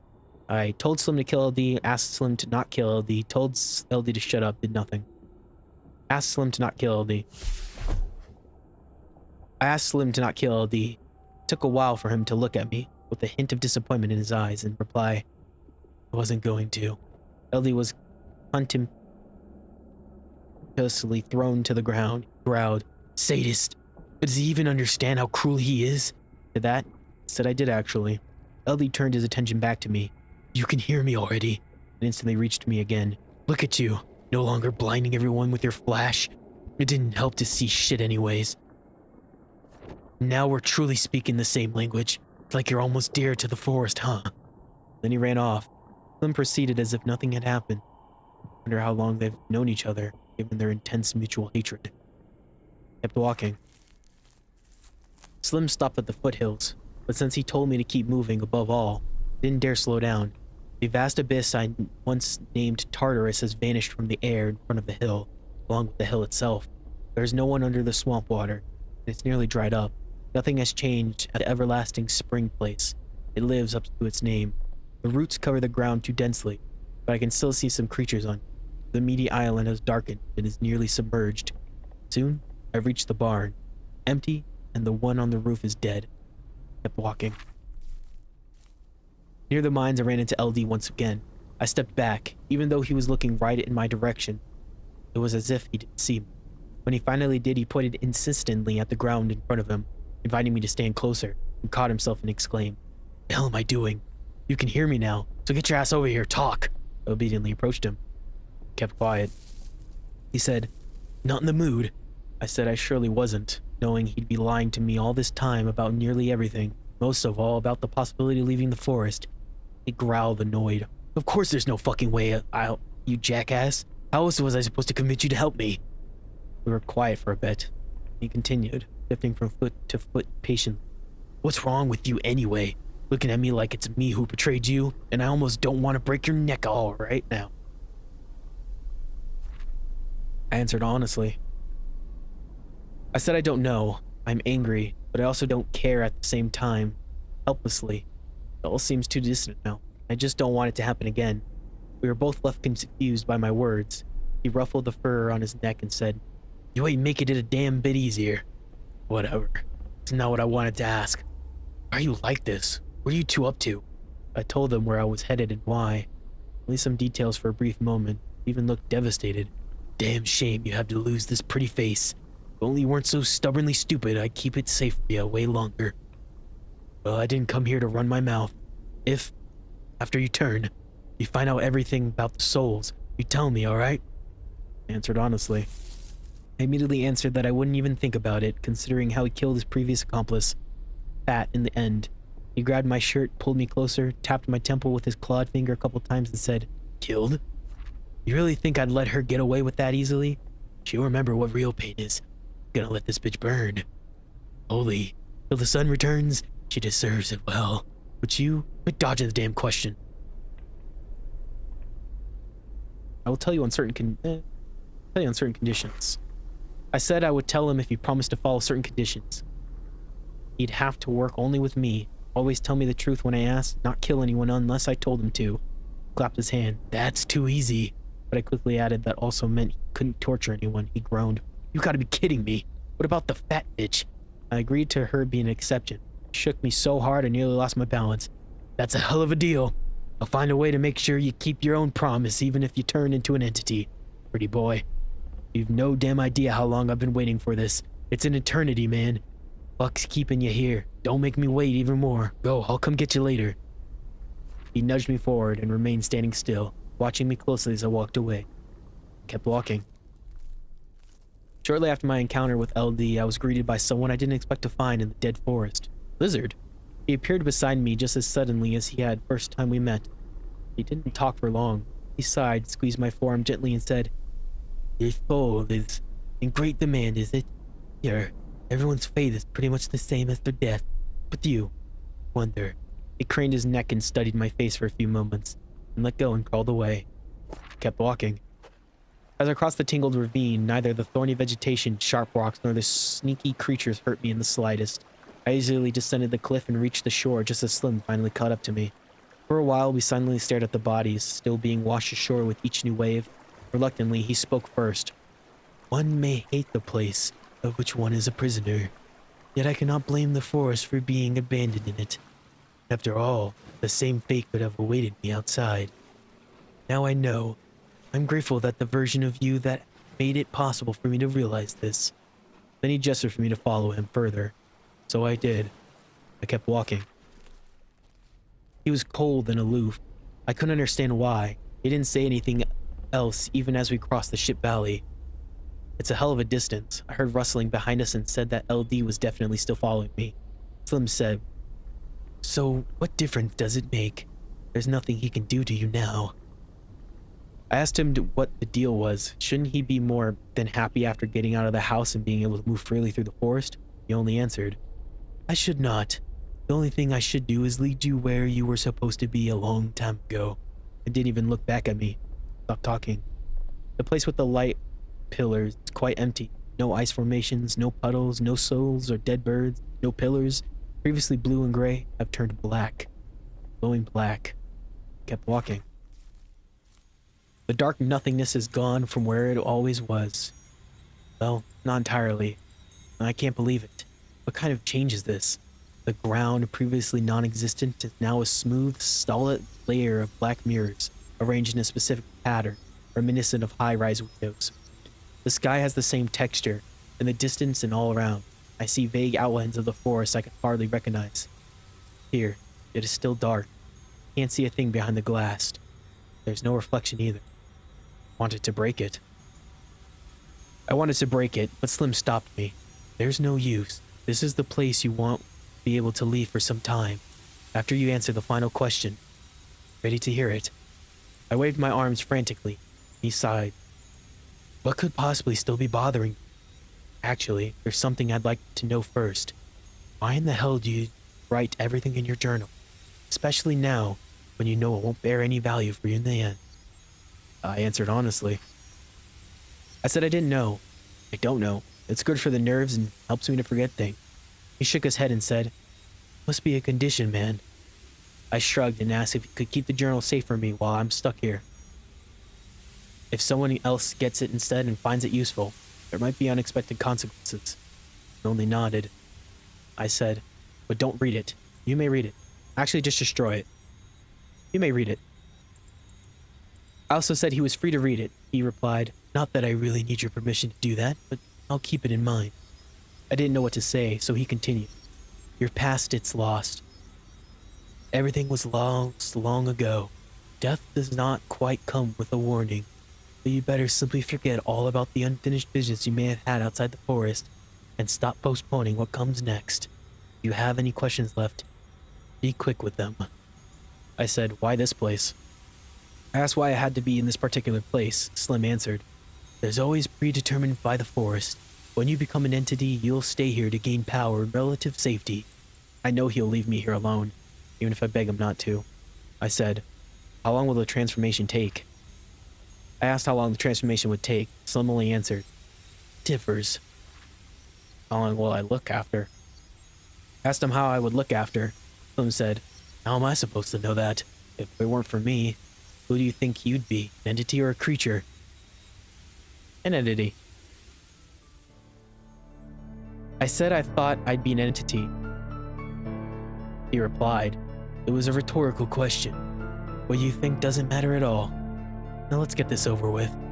I will ask you one last thing. Listen to my words carefully, understand their meaning, and only then give me the correct answer. He looked at me expectant. He said, I'm ready? I'm not ready. I'm not ready?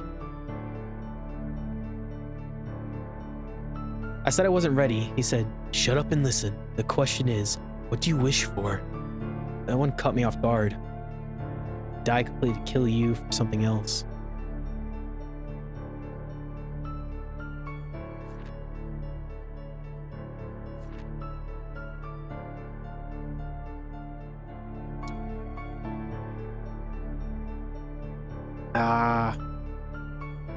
I said I wished for a better ending.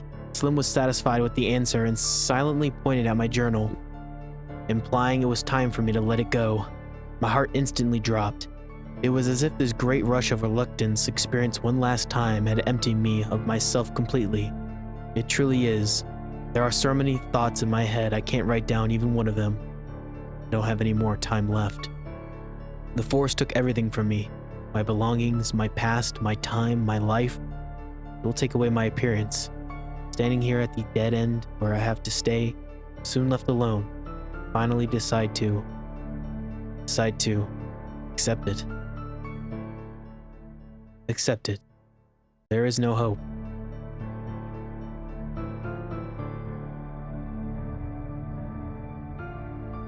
There is no hope. But Contra Spem Spero.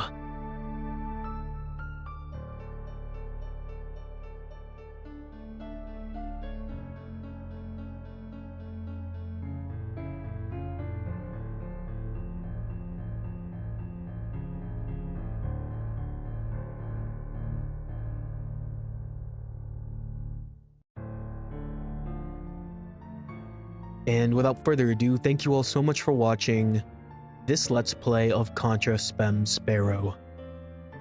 Now, I have been taking notes while I've been editing the entire series or Let's Play on the story and the different trinkets that we find and everything that I've kind of put together playing while recording and while not recording to try and create a somewhat story of what happened in the game.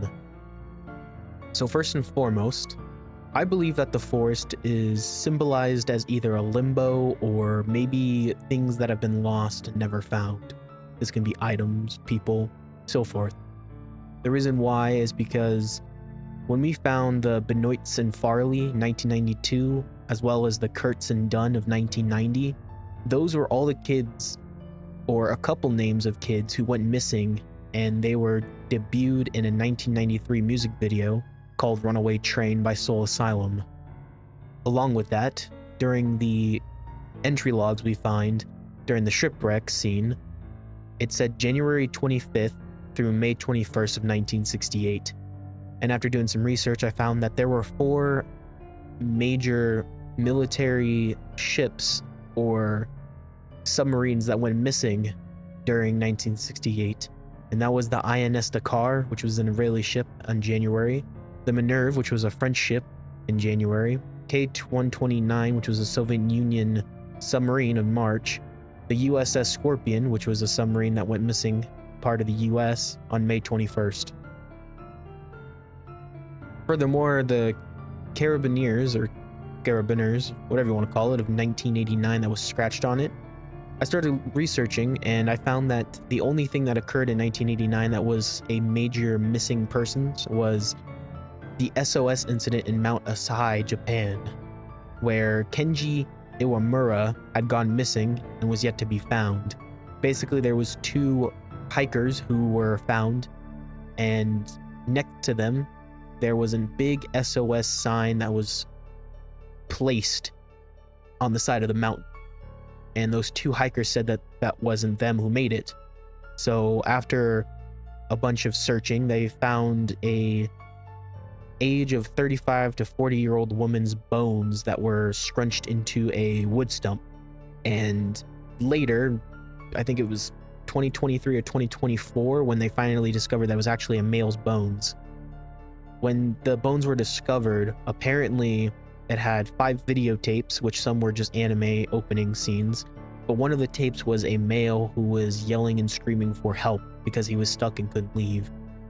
I think that maybe not, the developer wanted to create a game that maybe underlined the idea of things that have gone missing, or people who have gone missing and have never been found, people who need to be searched, or maybe the idea that we need to look deeper in the idea of these things are missing, or maybe put a spin on it to make it more supernatural. If things went missing, then these are the people that went missing.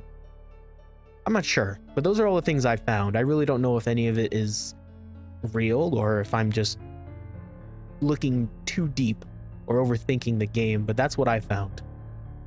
I believe that Rob may or may not, the old man in the camp, was the protag who decided to not accept his fate of becoming an entity or creature, and then became this evil being who just wouldn't give up the hopes of escaping. And each new person who came in, he would try to persuade or kill or however else. Though I could be wrong. It's the most sense that I have, since no one else knows who Rob is. It could be like our dark passenger or whatever. I never really figured out who LD was. I think he's just one of the lost souls along with Slim, who just so happened to be lost in the forest. Maybe they were the Austrian and Italian who were found with the luggage from the shipwreck. I do believe that the kid in the mine, which turned out to be a child, you can determine that by getting an anti-venom from, I believe, Moth, and then going to that snake, getting bit, picking up the skull, taking the anti-venom, taking the skull back to the Sandlot box, and determining that the thing you were talking to in the minecart was a child. And I think that child was Slim's kid way before they both got turned into what creature they were turned into. I believe that Slim and the child couldn't find each other because they were both entities trapped, and maybe that's the reason why Slim wanted to leave. He wanted to find his lost kid. I never figured out who Lizard is. If you know who he is, or if you have any idea who that may or may not be, let me know in the comments below, because I genuinely don't know. I think that Moth was a guide. Maybe he was the ferryman. This Limbo, he was the one to guide the souls to their very end, you know, like the cross the river type business. During the 4 endings, I believe that the good ending left with Rob in the back seat was basically our character turning into Rob. Someone who will never want to escape, but is stuck just constantly wishing for the end of the forest to be able to go back to his normal everyday life, but he can't. The bad ending, obviously, we just end up dying. It just resets our run at the start, and we just continuing. It's just one of the many endings that we can get. I don't think there's anything special about the bad ending, but I could always be wrong. When it comes to the true ending with the cat eating us, I really have no idea. I tried to look into it, and I really couldn't think of anything other than a cat decided to eat us, reset our run back to where we started. Maybe it's like the gatekeeper of souls, keeping them from escaping the forest. I'm not really sure. The secret ending is pretty much, we find out that we were dead all along. We never were actually alive. We just are a lost soul traipsing through the forest trying to find an ending, when we finally realize that if we decide to escape, we just turn into Rob, forever a trapped demon, never wanting to realize the actuality of our existence, if that makes sense. And then you actually have the ending where you finally become an entity or a creature, and you just realize that there is no escape. It's doomed. There's no hope. I think that was it was a lot. I think there was a lot to find in this game. I spent 2 days editing, and then I spent a majority of my time researching and writing things down in a note to talk. I had some fun. There was some choices that I did off recording that I just really didn't make a difference. There was a lot of other characters or meetings that you can find in other locations that just kind of show you that there's not just 3 entities or creatures in this forest, that there's multiple. There's many people or souls lingering about that you can find and just, you know, talk with. With each new run that you get into, there are special events in certain locations that will have you either talk to somebody, or you can do something that's different, or give you pieces or extra parts of stories that can help you piece things together.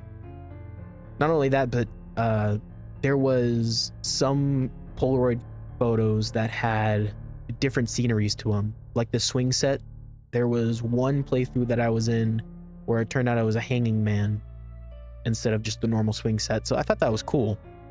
Throughout the story, there was the code, which was the JVN Pavli Nivzb.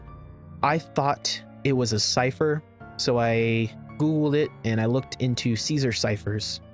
So when I put that in there, it translated to, I don't know if I'm saying this right, cogito ergo sum, which translates to I think therefore I am. This was a philosophy by Latin philosopher Renes Descartes, which I'm not sure if that's how you pronounce it, but I think that everything that you find in this game kind of relays back to the same idea that you are done. Like there's no hope. This is the life that you're going to live. You're dead. But there are ways of living to see past it, to stay positive in the negative. That makes sense. The last thing I have to say are the puzzles. They were not easy. A lot of the times I had to brute force them because of the idea that I really didn't know what I was doing. I just kept, you know, I found something, I ran with it, and hopefully I found something else. Sometimes I didn't, other times I did. There were a couple things that I found later down the line that I never got to find the completion of, so I just cut it out of the video. But hey, that also gives you a chance to play, so if you really want to check this game out and see everything for what it has to be, go to the description below. Get the game. I enjoyed it, it was fun. Anyway, enough said. Thank you all so much for watching. I will see you all in another Let's Play. Adios, and goodbye.